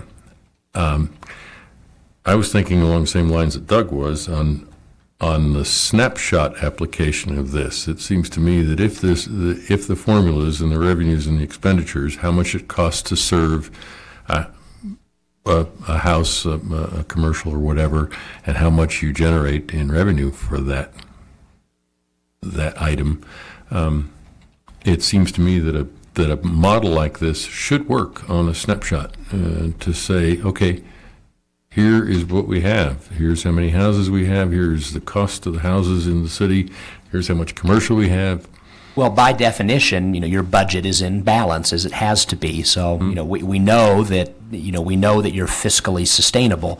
Yeah, we know that. I'm wondering whether this model would come to the same conclusion. I believe it would. Well, I sleep on that, and it seems to me to be an interesting. It could be a reality check on the veracity of this model. If you come up with, hey, okay, you're getting just what you need. Mm-hmm. One of the key concepts there, though, is that your budget is balanced right now by definition, and that definition is average cost and average revenue. One of the reasons that these new projects look pretty favorable is in the future, you're not going to get average cost and average revenue. You're going to get marginal cost and marginal revenue. And to the extent that marginal revenue exceeds marginal cost, you have a surplus. The other thing is that I think we need to recognize is that our budget is balanced now because we have to have a balanced budget. And it's not necessarily, though, that it would be balanced because we have the revenue coming in to deal with all of the needs for services that we would say that this community needs. As we've talked about in the past, we have some public safety catch-up needs that have not been addressed, and so therefore, although we're balanced with our budget, I think that there's something missing as to what we would say that we really would like to be able to provide service level in a couple of areas, public safety being the primary one.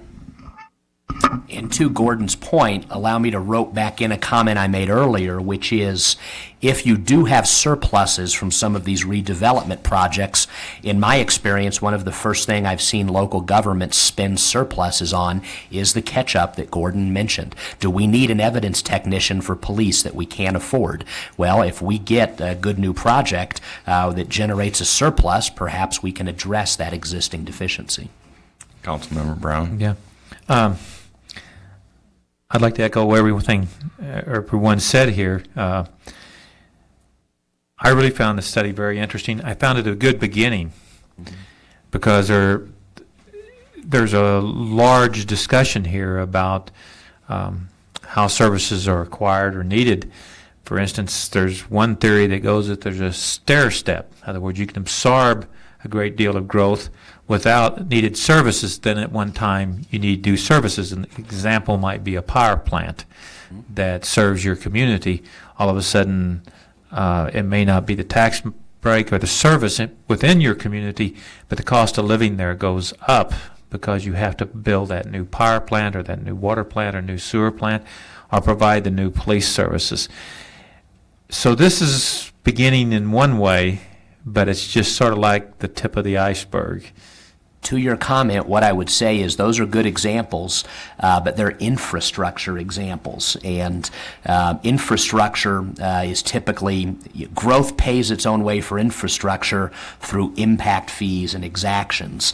And, Longmont has a system of fees and exactions, which is great. This is the other side of the coin in terms of who's going to be working at the power plant and the water plant, et cetera. Okay, thank you. Councilmember Binker? Actually, that goes right to the question that I had, and that is, at what point do you say we need a new fire station? At what point do we need to upgrade our water system or sewer? Right. And I'm not quite sure that some of our impact fees are paying for all of those. I mean, take a look at the fire station in Clover Basin. It didn't come from impact fees, it came from a special district, and the residents in that area are paying for it. I guess at what point do you include the cost of roads, more sewers capacity, a new water development? Some of those infrastructure needs are very expensive, and we're not touching on those at all. Mayor Pro Tem, yes, and those would be some of the assumptions that we would have to plug into Tom's model. It would be up to us using our quality of life benchmarks and other standards that the City Council sets as to when and what to plug into this model. One question I have that I think a lot of people wonder about: when we did our comp plan, we added I would say a significant amount of regional commercial to our area, which I think everybody felt there was a need. But the question keeps going on in my mind, and maybe others, did we add the right amount? Did we add too much? Did we add enough? To the extent that this could help us answer that question, that would be, I think, very informative. I don't know what your thoughts are about that, but we think we've got a good balance of land use mix, but I don't know that anybody's ever sat down and quantified that and said, yes, you do, or no, you don't, and here's why. That's a great question. With the leakage study that you have underway, but I wouldn't be surprised at that type of research. Because typically what's done is to say, what is our spending power in Longmont and our catchment area? All the households, the household income, you multiply it by the retail sales. You say the universe is X billion dollars.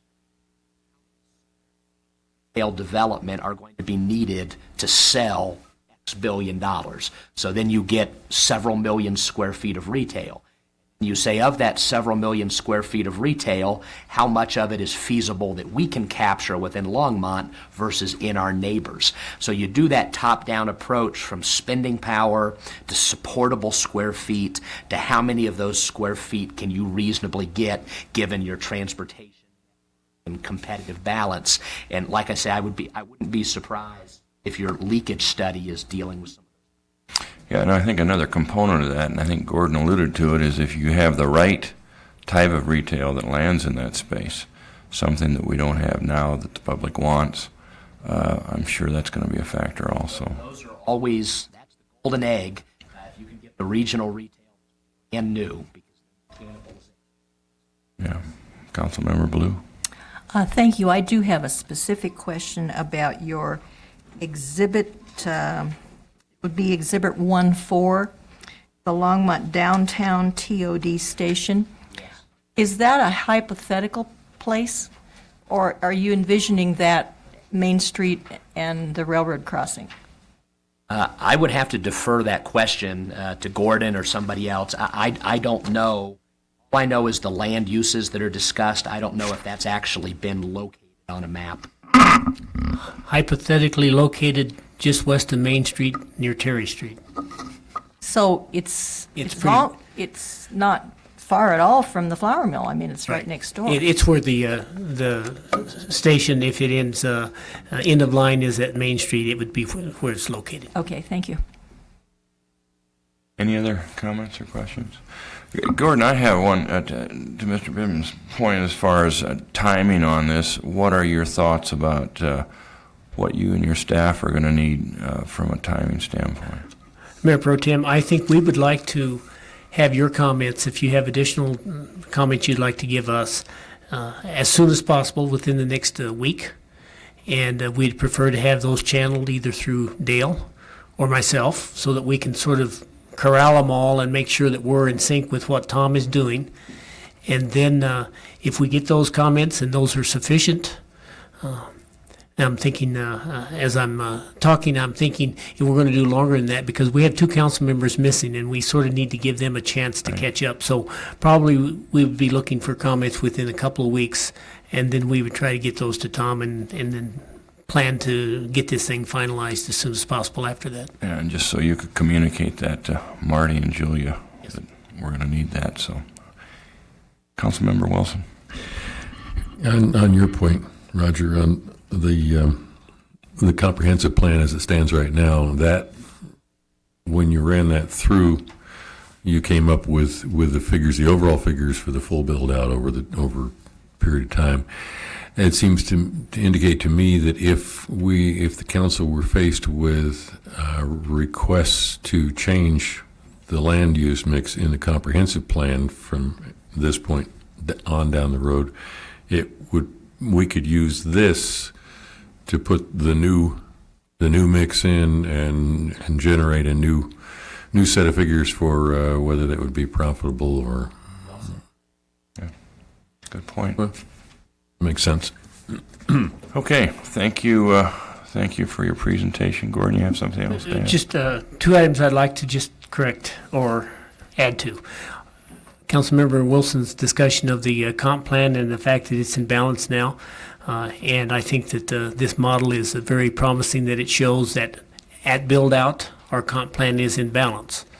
I would only like to remind all of us that we're not built out now, and that means the budgets we're going to be putting together in the next few years are not based on a necessarily built-out ideal situation, because until we actually have some of this commercial that comes in that produces more revenue than it does expenses, we are still dealing with the reality of today and tomorrow in the next few years.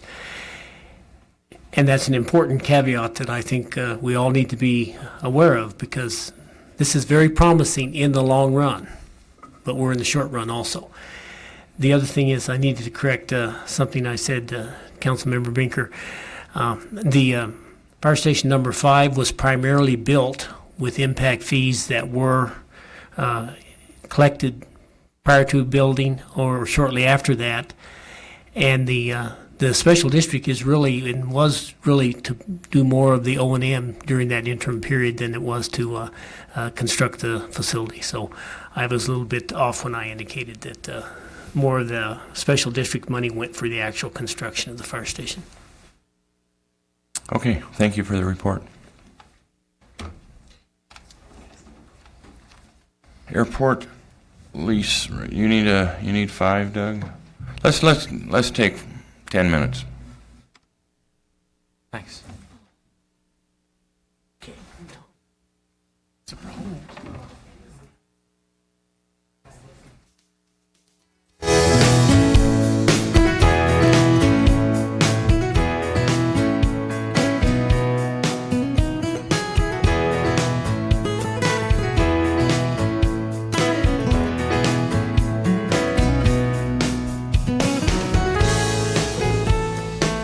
Pro Tem, members of council, Tim Barth, your airport manager.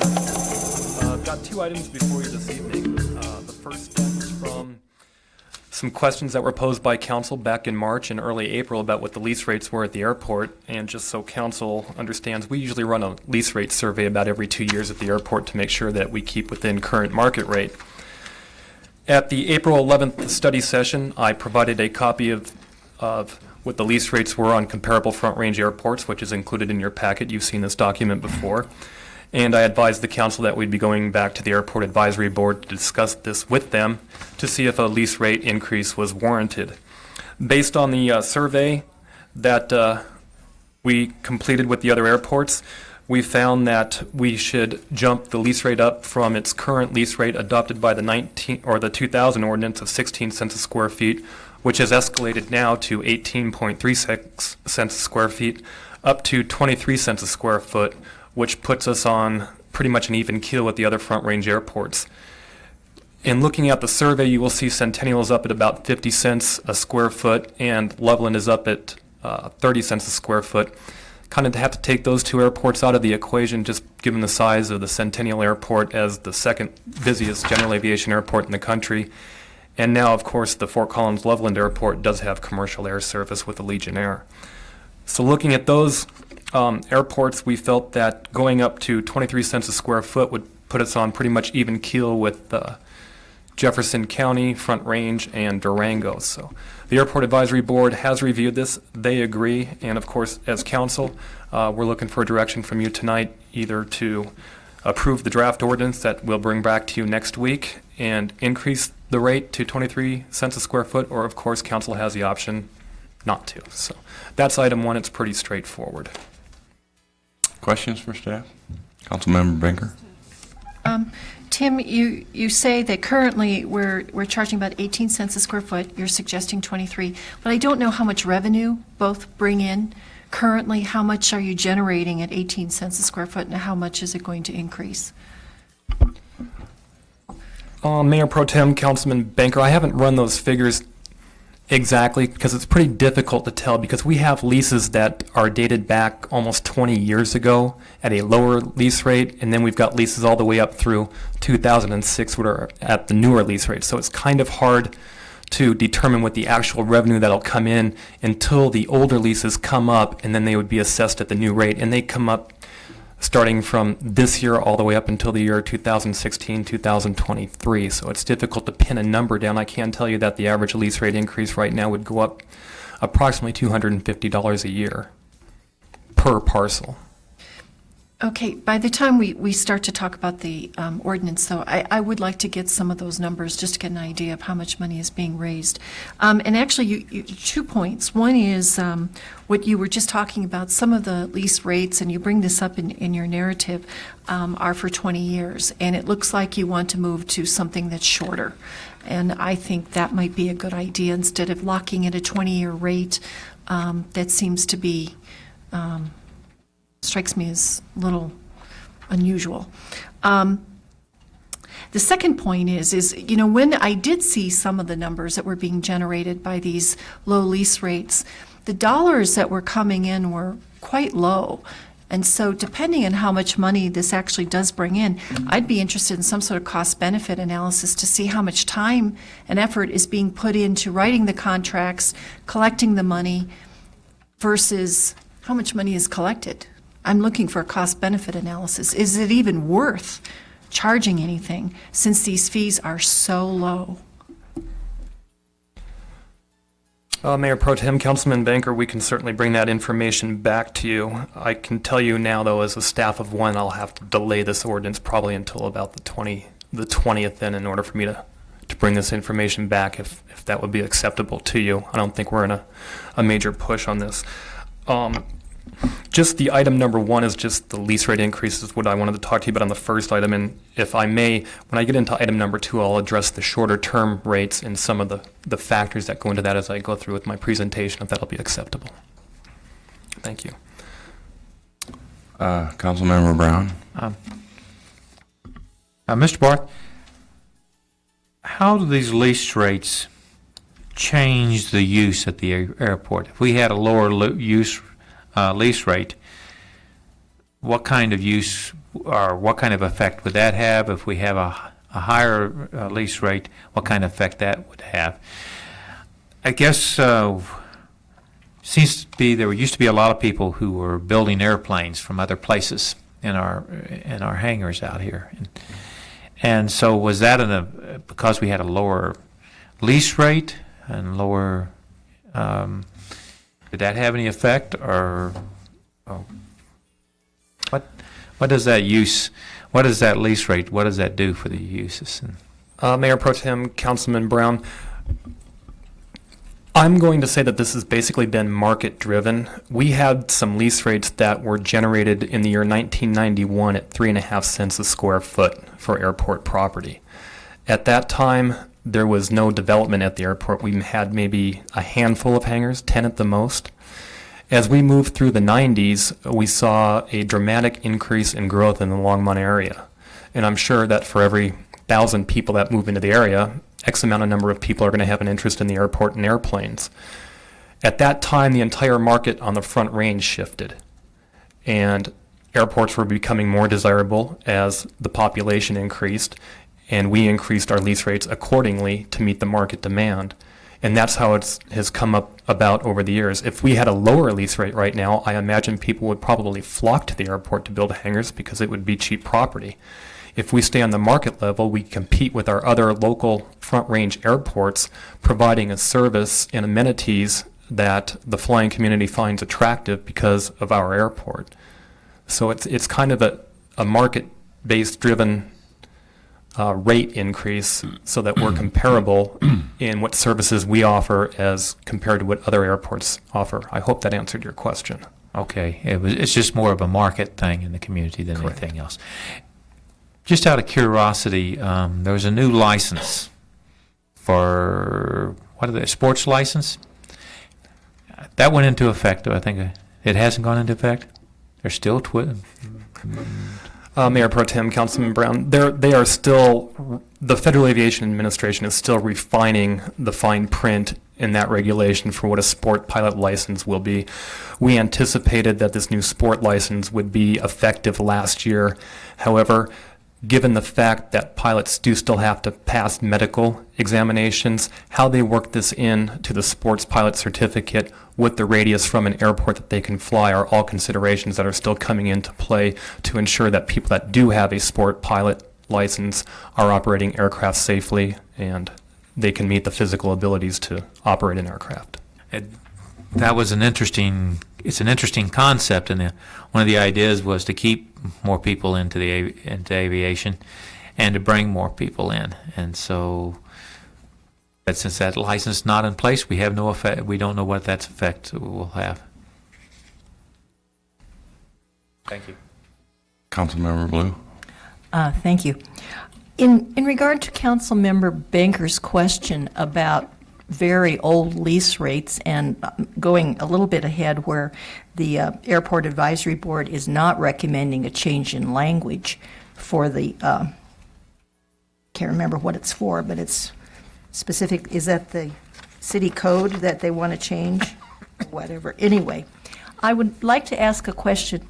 On page 2 of your document, in the end of the second paragraph, you say the Airport Advisory Board believes the current language is okay and should not be inserted because they believe the lease is a contract between the city and the tenant, and that this language can allow the city to arbitrarily adjust the contract and rate at any time. Well, that almost sounds contrary to what you explained to Councilmember Banker. So these lease rates can be adjusted at the city's choice, or are you locked in for 20 years? Mayor Pro Tem, Councilmember Blue, I guess I can say that both council members have caught me off guard because I was trying to go through item 1 and 2 first to address all these questions, but let's go ahead and jump into this. The Airport Advisory Board doesn't believe this because if we insert this language, they believe that this is a contract between the city of Longmont and the tenant on the airport, in which if this language is inserted, the way it is written, the city can, at any time, go in based on a market analysis and adjust the lease rate. The Airport Advisory believes that this is a contract, it should be honored. We already have an escalator clause in the lease, which raises the lease rate every year, which is supposed to keep us on a market level. Now, however, if you look at... The problem here would be that they should have said that this new language can allow the city to arbitrarily adjust. I think that's what the clarification needs. In other words, if you did the new language, you could go in and adjust it, whereas existing now, you're tied to the term of the lease as originally signed. Correct. Thank you very much. Okay. And just another clarification item on number 1, and Councilman Banker, this may answer maybe some of your question, which I can bring back to you in more detail. The portion of the operating budget for the airport that comes from the leases at the airport is approximately 85% of my operating budget comes from those leases. The rest is derived from miscellaneous use fees and the fuel flowage fees and the rebates that we get back from the state for fuel flowage. And as the council is aware, we are heavily grant dependent from the Federal Aviation Administration and the Division of Aeronautics to conduct our operations and maintenance at the airport to maintain our airport. Let me ask a question, Jim, and maybe I'm a little bit confused here, but on new construction, are you saying that generally our posture has been to go with a longer-term lease because of the financial implications from the lending institution? Is that kind of where we have been in the past, or is that what we're planning to do in the future? Or can you talk a little bit about that? Mayor Pro Tem, yes, I can address this. In fact, I guess I probably should have started off with item number 2 first this evening and then went into item number 1. Just so we get through the whole thing before it's over, that's what counts. Okay. Typically, is what we see is it's very expensive for an individual to come out to the airport and build one hangar for their own aircraft. We have to look at hooking them into the public infrastructure that we have. For example, they're going to need a fire hydrant for fire protection. They're going to need electricity to the hangar to raise and lower the door. They're going to need gas to the hangar for heating.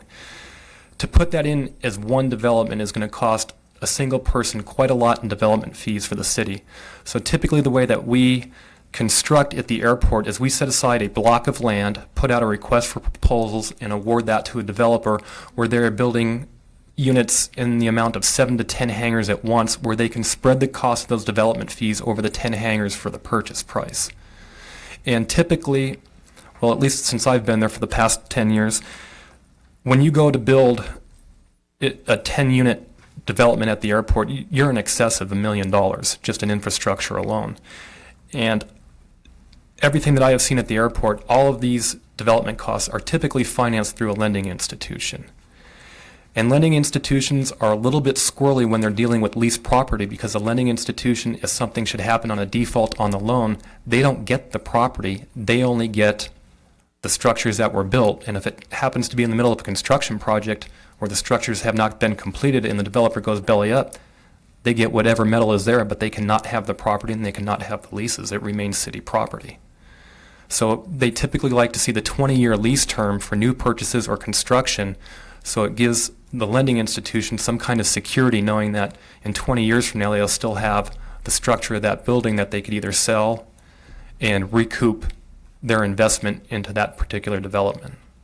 Okay, so the ordinance that we're talking about associated with the new language where the fee increase is primarily associated with existing units that are out there, not new construction per se.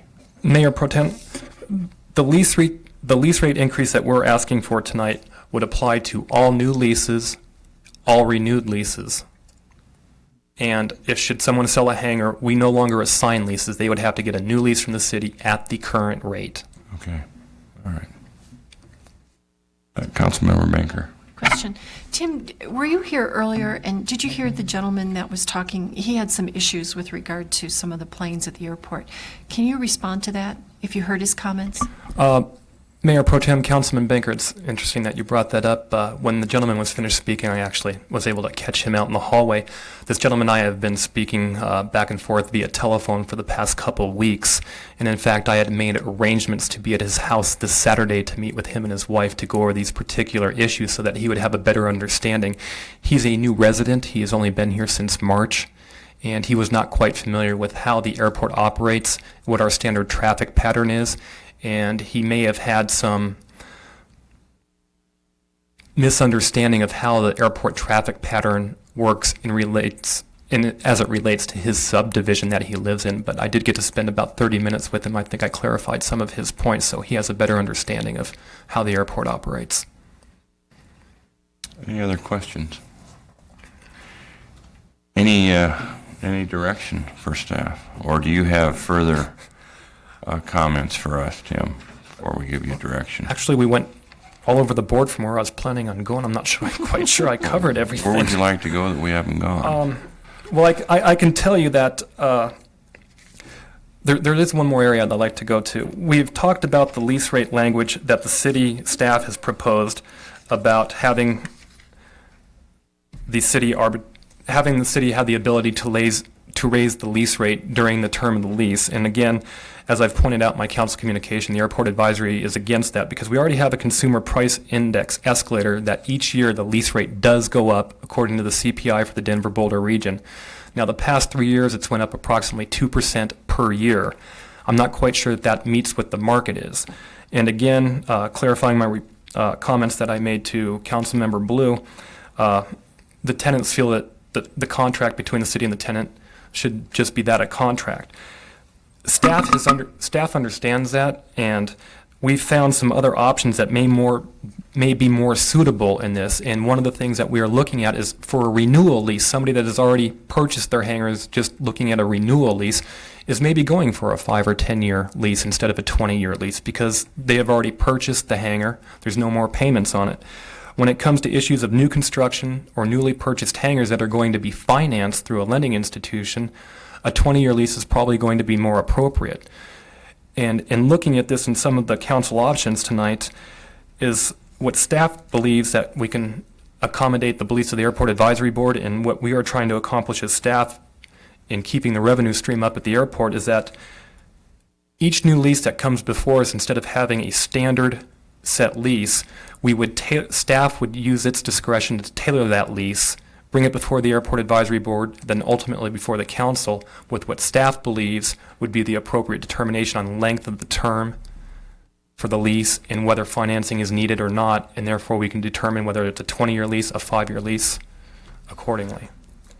But the rate would be consistent. The rate would be consistent, but the term would not. So if somebody had owned a hangar and they wanted to renew their lease and they've already had their hangar paid for, we would give them a 5-year lease. So in 5 years, if our market rate has already went up another nickel and the CPI has not kept up with that, in 5 years we can renew that lease again at the higher market rate. It gives staff the discretion to use its internal staff to review these on a case-by-case basis, which gives us a little bit more discretion and gives you a little bit more information on a case-by-case basis. So the discretion is basically the term of the lease, not the rate. Correct. Okay. Councilmember Brown. So, again, that would be sort of arbitrary on the city's part. We could make a determination that if somebody wanted to build 20 unit or 10 units and they were going to have a large 20-year loan, that we could make a guarantee on that loan. We could help him guarantee his loan by guaranteeing him a lease rate for 20 years. Is that the idea? Mayor Pro Tem, Councilmember Brown, yes, that is correct, but that lease would have an escalator clause tied into it according to the Consumer Price Index. So the lease rate would go up. And should any time during that 20-year period that individual decide to sell his hangar or his business, it automatically requires a new lease with the city. We would not assign the existing lease. Okay, but this is because of the lending issues involved on this. Otherwise, we could go to a 5-year lease, would be probably more appropriate. Mayor Pro Tem, Councilmember Brown, that would be appropriate. However, right now, if you were to purchase a hangar at the airport, you're looking somewhere between $82,000 and $85,000. Most of those purchases are financed through a lending institution. Most of those lending institutions, for security purposes, would like to see a 20-year lease. They will go with a shorter loan option, but the balloon payment on the front of the loan is going to be pretty high for that person that's purchasing that hangar, which may shut down the deal. Okay, thank you. You know, my only comment would be, and I don't know how others feel, but if you're looking for some wiggle room on the renewal, the timing on that as far as the number of years, if that's a variable of sorts, I'm a little concerned about consistency among different owners. Personally, I think I'd be more comfortable if we come up and when we're going to renew it, it's going to be a 5-year renewal, and that's the way it is. Because if you give someone a 10-year renewal versus another a 5-year renewal, my only concern is that that might be a consistency issue in some owners' eyes.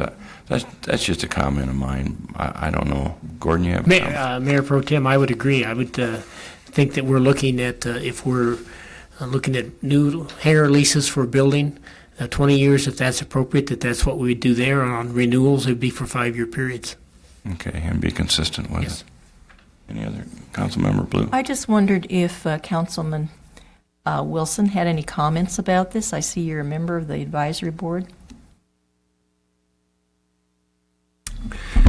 I have comments. I have to admit that I was not at the meeting when these lease rates were discussed, but I think I tend to agree with the Airport Advisory Board in thinking that it's not good policy to change contracts that are already in place, and that's essentially what we'd be doing if we included this language, where we could raise the lease rate above and beyond the correction for the Consumer Price Index. So I'm not really in favor of doing that. I think that what we're talking about here, and that is making the leases for a shorter period of time after the initial 20-year building lease, makes a certain amount of sense. And I agree with what Roger said about making it a level playing field for everybody who's out there. So from what I hear around council, I don't think we need to probably beat this horse too much longer. I would move to direct the staff to come back with an ordinance to increase the lease rate to 23 cents and to provide a plan for making renewal leases a 5-year period rather than 20. Second. Councilmember Brown? Okay, just so I know what I'm voting on here. So I built a hangar to put my brand new Beach Baron or whatever it is. I'm daydreaming. And so the bank repossesses my airplane. I don't need the hangar anymore after 5 years. So the new buyer of that hangar, the mortgage is he going to start a new mortgage at 20 years? Or the whole idea on having a 20-year lease agreement was to cover the terms of what a normal loan would be. And so if you sell a hangar and you buy it you're going to have to borrow money for 20 years again, most likely. And so what's the bank going to ask for then? Mayor Pro Tem, Councilman Brown, that is correct. Is what we are looking for is for all new construction or all new purchases that require financing the 20-year term. For those people that have been there for 20 years and want to renew their lease, we are looking for a shorter term. But how about if they've only been there 10 years and somebody buys a hangar from them? At that point, we would generate a new lease at the current market rate, and if they are going to finance that hangar, we would look at a 20-year term. If they can purchase it outright in cash, we would look at a lower term. That's why we were looking to have some staff discretion in the term of the lease. Because there's a lot of times when a purchaser for a hangar can put down 50% or 75% and have to finance the rest. That's why we're looking at the staff discretion between a 5 or a 10-year renewal lease on an old lease that would terminate, so that if they have to borrow just X amount of money as opposed to the full value of the purchase, that would give staff the discretion to determine what the appropriate lease term should be. Well, basically, what you're saying is you're going to let the financial institution kind of drive the term as far as number of years on somebody either building new or buying something. So I think that's the driver behind it when there's a loan amount associated with it. Is that not correct? Mayor Pro Tem, to a degree, yes, that is correct.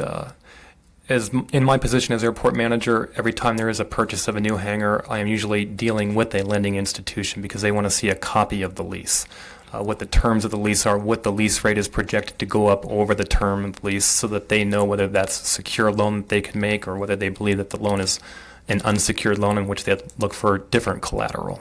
So basically you try and agree to the terms that the finance institution is asking for as far as length. To some degree, that is correct, but we would also use staff other than myself to take a look at these leases on an individual basis. Doug? Okay.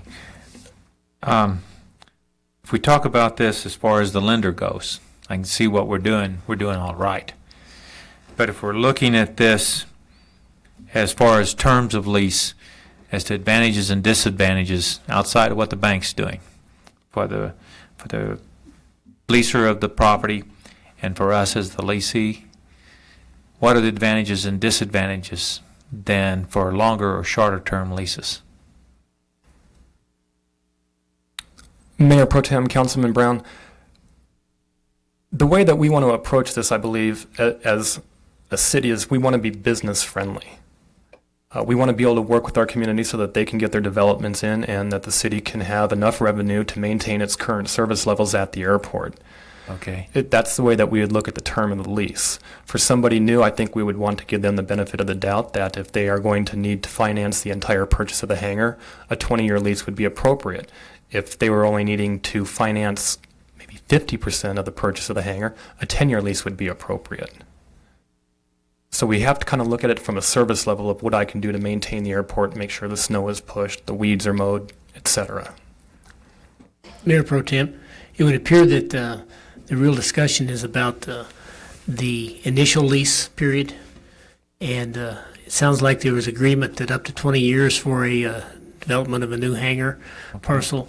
Somebody buying one that maybe at 10 years into its original, in that case, I think Tim is right. Maybe 10 years is all they need, but the understanding that the initial construction 20-year lease is appropriate, that's what we would always go to if that's what it indicated.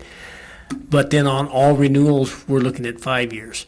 There is this interim of the initial lease for somebody who has purchased a hangar that may have been in existence for 10 years. We may have some discretion there that we'd come back. Of course, the city council would see those leases and determine whether they seemed appropriate. Okay, I think that explains it pretty well. Councilmember Banker? It seems to me that perhaps one of the issues is that when we're talking about a 20-year lease, I've gotten the impression from the write-up, but I want to ask you this question to make sure, that the CPI does not seem to be keeping up with the market costs or the market rates. And so I think, at least from my perspective, there seems to be a concern that over a 20-year period, that gap is just going to continue to grow. And so is that not correct? If CPI has been growing at 2%, but you're asking for a much larger percentage increase in your market rate, I mean, that's what I'm seeing here. Mayor Pro Tem, Councilman Banker, again, this is kind of driven to how the economy is operating at the time. The consumer price index, when the economy is slow, does not grow as I know quickly. it's in the CPI, and it's a certain basket of goods. It's selected by, BLS and DC Yeah, and all that good stuff. And I have a feeling airport leases probably is not in that basket of goods. And so consequently, there's a disconnect between, the CPI and the market rate for airport leases. That's correct. I can tell you in 1996 through 1999, we were seeing CPI increases of 4%, 3.6%, which was well above what the market rate was at the time. The downturn in the economy, it dropped. The only thing that has stayed consistent going up is the construction cost index. Councilmember Wilson. Well, I'd like to see some sort of rules or guidelines on how we determine how long these leases will run, because otherwise I think that we fall into the trap of looking like we're being arbitrary, playing favorites or whatever.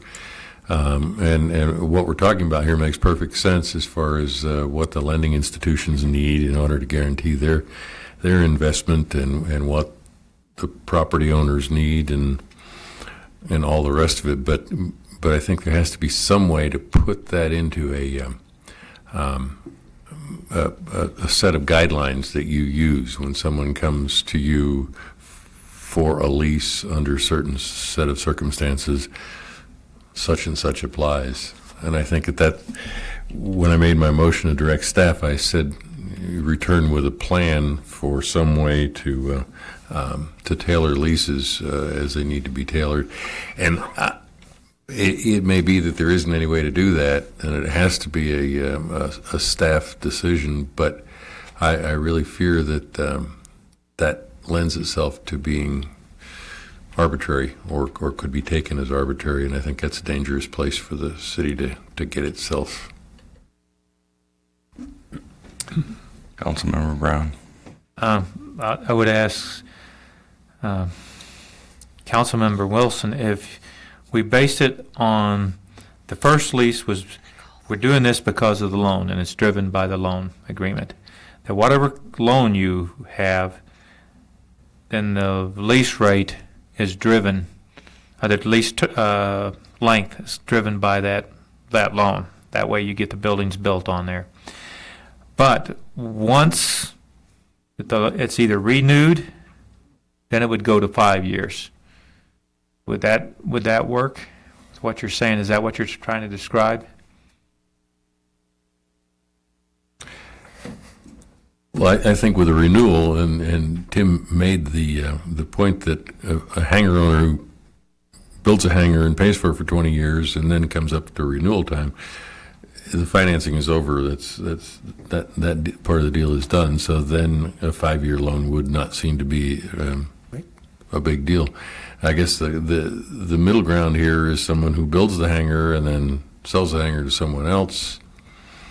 And the someone else needs financing to pay for the hangar. Is that another 20-year? Do we do just 20s and 5s? I'm not sure. But I think that since you're coming back, you've heard the discussion, and I think by this time you got an idea of how the council's thinking about this and how Gordon feels about it. And I think there's a solution, and I think probably tonight is not the time to try to hammer out the solution. I think Tim and some of the other staff can sit down with this one and come up with something that you bring back to us in 2 weeks or whatever, and we say, marvelous, wonderful, great job, let's get on. I think to Fred's initial point, I think this horse is starting to get tired, so there's a motion and a second. Let's vote.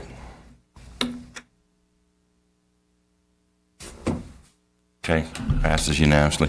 Tim, Gordon and Tim, do you have the information, adequate We are information clear, and from we hope us? to bring back in 2 weeks or the next appropriate regular session an ordinance and an AHA plan that will tell you your options, then no doubt you will like those. I think we're looking for a little clarification, so, So I think we got it. all right. Anything else, Tim? I was getting old. I've got it. All right, thank you. Moving on, presentation of Safe Routes to School program. Good evening, Mayor Pro Tem Lang, members of council. My name is Nick Wolfram, city engineer with the Public Works and Water Utilities Department.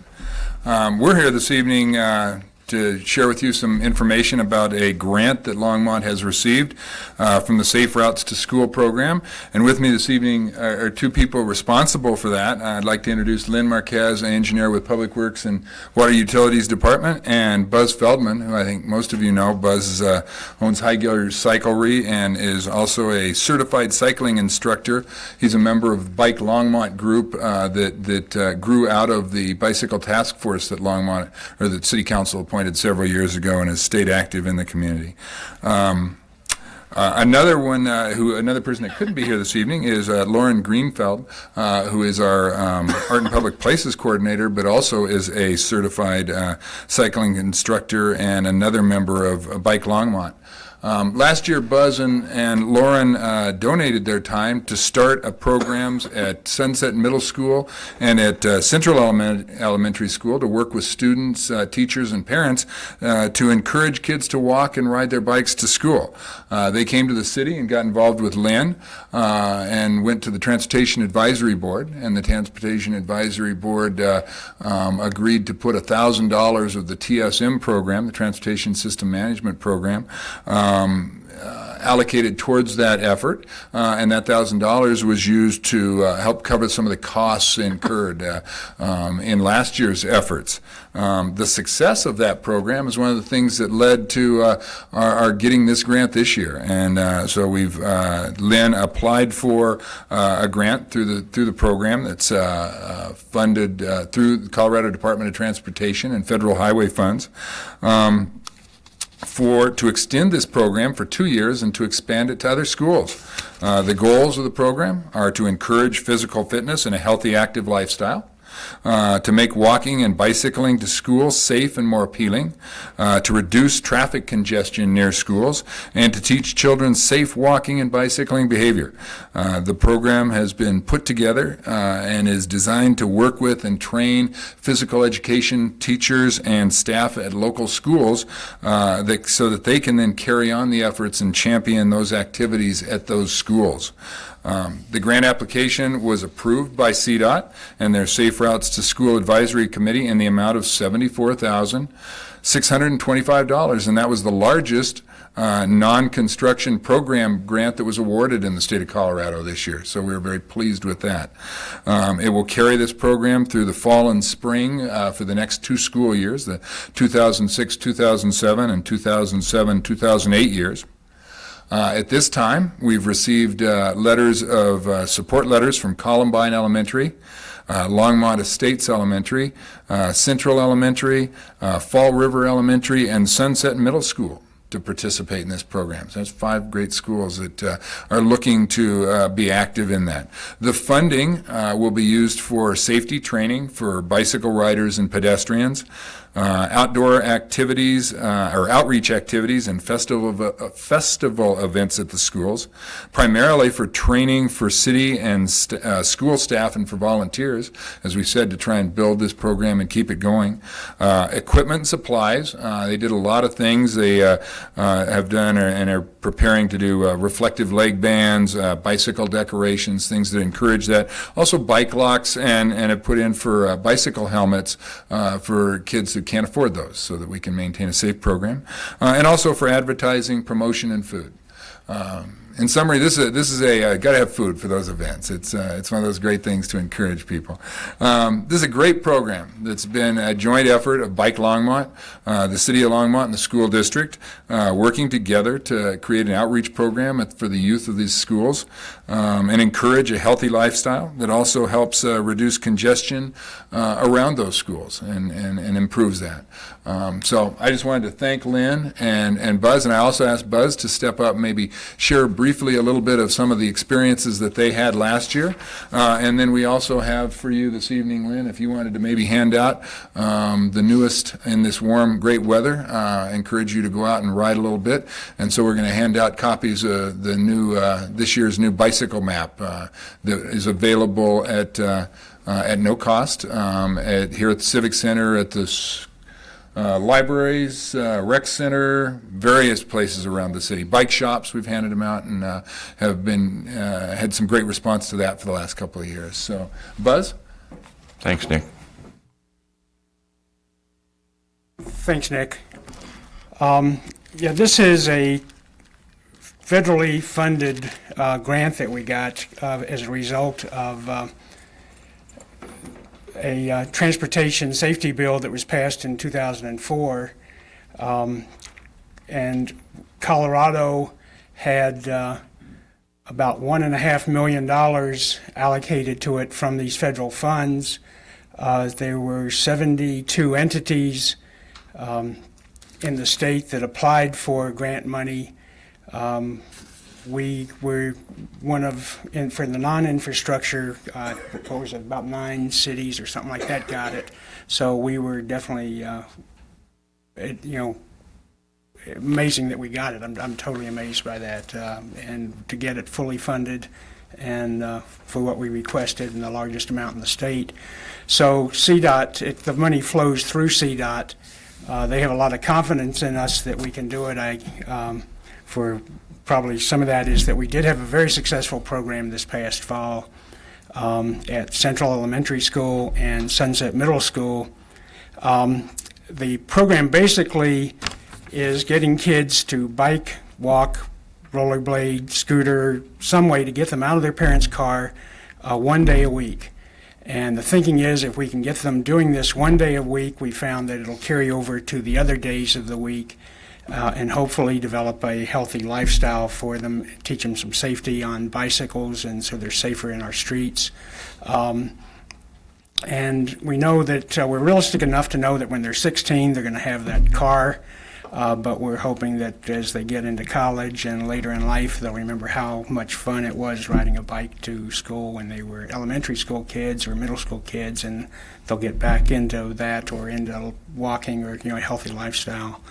Our results at Central were quite amazing. On our walk and roll days, we had the experience, it grew as the program went on. They had school buses, instead of bringing the kids to Central, drop them off at Lincoln School, which is a few blocks away, and the kids would form a walking school bus that would walk from Lincoln to Central on that day, escorted by very often the principal of Central Elementary. In fact, I think it was every time. Traffic around the schools, this is just anecdotal, but my observations were that, or impressions were that traffic around the schools on those days at school drop-off time reduced by about 70% to be almost, a non-issue, which was really quite impressive. The days when there weren't walk and roll days, traffic was, quite a bit more, and before we started the program it was, but it was really noticeable. A lot of the traffic was basically just the normal pass-through traffic with very few kids getting dropped off by their parents. So it created a community atmosphere as kids and their parents joined them, walking them to school, and then you saw a lot of socialization amongst the parents at the schools. So it became quite an event. We did use the money that we got from the Transportation Advisory Board to purchase little wristbands. We picked green because of the environmental. It's a green walking or skating or riding a bike is a green activity. And we have our motto for the program in Longmont is Smiling Faces Going Places. They're on their bikes or they're walking or whatever, they're going to school, but also the fact that they're going to school, they're going to be going places in life. So I have these as little mementos for you. Going forward, we will be doing it in 5 schools starting this fall with the grant money that we've received, and that's a 2-year program. And Nick really explained it very well. Want to give a lot of thanks to Len Marcus for doing a great job of writing the grant and keeping Lauren and I on track and kind of cracking the whip on us to get the stuff in on time to him. Questions? Sounds like a great success story. Yeah, it really is. It's such a win-win, exciting thing to see the kids having fun, and yeah. Councilmember Blue. Two things. First of all, thank you to Len and Buzz. I didn't pick up on all the schools that are going to be Sunset, Fall River, Longmont Estates. What were the other two? Columbine Elementary and Central Elementary. Central again. Again, yeah. I shared this little anecdote with Buzz earlier, and I only bring it up hoping that Nick will listen and also Gordon. I wanted to thank you and the city staff that made available to two of us on council. Last Friday morning, we had an invitation to travel all the city bike paths all morning, and then the connections by street, and including the new McIntosh Trail. And Paula Fitzgerald and Dan Wolfram were the two lead city people. And I guess Jim's gone, but he went along too, and Councilmember Brown. It was a great event in that I learned an awful lot about how different segments of the trails were built and what's planned for the future and where connections need to be better. But while we were down on the part of the St. Vrain Greenway that is east of Maine, the new part that now attaches to Left Hand, and we were coming by that new development, Harvest North or North Harvest or whatever it's called. Harvest Junction. Harvest Junction, thank you. We were traveling east, and right at that point where all the construction's going on, there is a construction fence, one of those orange ugly things, right beside the bike path, which is a little disconcerting if you're riding, and especially if there's any traffic. While we were doing this, a female adult came by with 3 kids on bikes. The oldest was about 7 or 8. And the 7 or 8-year-old went into the fence and spilled right there on the trail. And Dan Wolfram had first aid, we knew, and so he was ahead of me, and I hollered at him to come back. Well, it turned out the kid was not seriously injured, mostly just shaken up and embarrassed. But the thing that really disturbed me was the fact that none of the 4 of them, including the 3 children, had a bike helmet. And my suggestion to city at this point is to have them move that construction fence a little bit away from the path, 2 to 3 feet. But here was a perfect opportunity to say something to them about helmets. I didn't do it, none of us did, and we probably should. Thank you for what you're doing. Thanks, yeah. We, with our grant money this fall, there's in the budget to provide helmets for kids who can't afford them. We also, through High Gear Cyclery, will attempt to get bicycles for kids who want to bike to school, and again, their families can't afford it. We're working to try and do that. So yeah, it's been real exciting. Councilmember Brown, there might be a couple more questions, Buzz. Or comments. I really appreciate the persistence and the enthusiasm. Buzz and Lauren. I remember Lauren coming to the Transportation Advisory Board back in mid-90s, all doing training, and bicycling has really improved in Longmont. The ability to bike around town has really improved. And I guess the next question is we were a bronze city. Is that the title? As a bike city? How do we get to silver or gold? That's the $64,000 question. Yeah, what you're referring to is we're been designated by the League of American Bicyclists as a bicycle-friendly community. We got this designation 2 years ago. Again, Len Marcus stepped up and really put a real strong application together for the next 2 years, and we've been notified that we have been re-awarded the bicycle-friendly community designation at the bronze level. I think everybody working on the project, we all thought we deserved silver. I mean, a lot of city effort went into it, and we made a lot of strides and a lot of new bike trails and bike paths and bike lanes, and a lot of good enhancements in the city for bicycling, and the only consolation that I can see from it is that no city they have different levels of designation from platinum, and in the entire country there's one city that's designated platinum. There's only a handful that are designated gold. The next designation is silver, and then bronze, and then honorable mention. In the entire country, there are only 52 cities that have been designated bicycle friendly. Longmont is certainly fortunate to be one of those. Of the cities that 2 years ago were designated at the bronze level, none of those cities, including Longmont, moved up to silver. 2 of them dropped back to honorable mention. So I think they've probably toughened their standards is the only thing I can figure, because boy, getting bronze 2 years ago was big, and boy, we've come so far from where we were 2 years ago. But by gosh, we're still working on it, and 2 years from now, hopefully we'll come back with silver, being... Councilmember Wilson. What's the platinum city? Davis, California. In Colorado, there are 4 cities that have been designated bicycle-friendly. Fort Collins at the silver level, Boulder at the gold level, and then Denver and Longmont at the bronze level. So we're in some pretty good company. Well, I want to thank all of you that are involved. It sounds like it's a great success, like I said earlier. And, just a comment, I would imagine part of your success, Buzz, is the parents backing and encouraging their children. And I guess we have a chance to set an example as adults. Don't we have a bike to work day coming up? Not June. Wednesday in June, I think. Wednesday, June 28th. So, those of you who are out there still watching us, I encourage you to participate and set a good example for the children. So, thanks again, Buzz. Thanks. How can I get... All right. Appreciate it.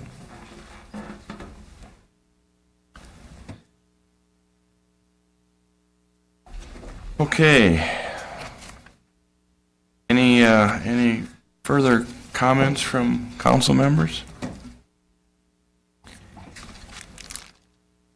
Good. City manager?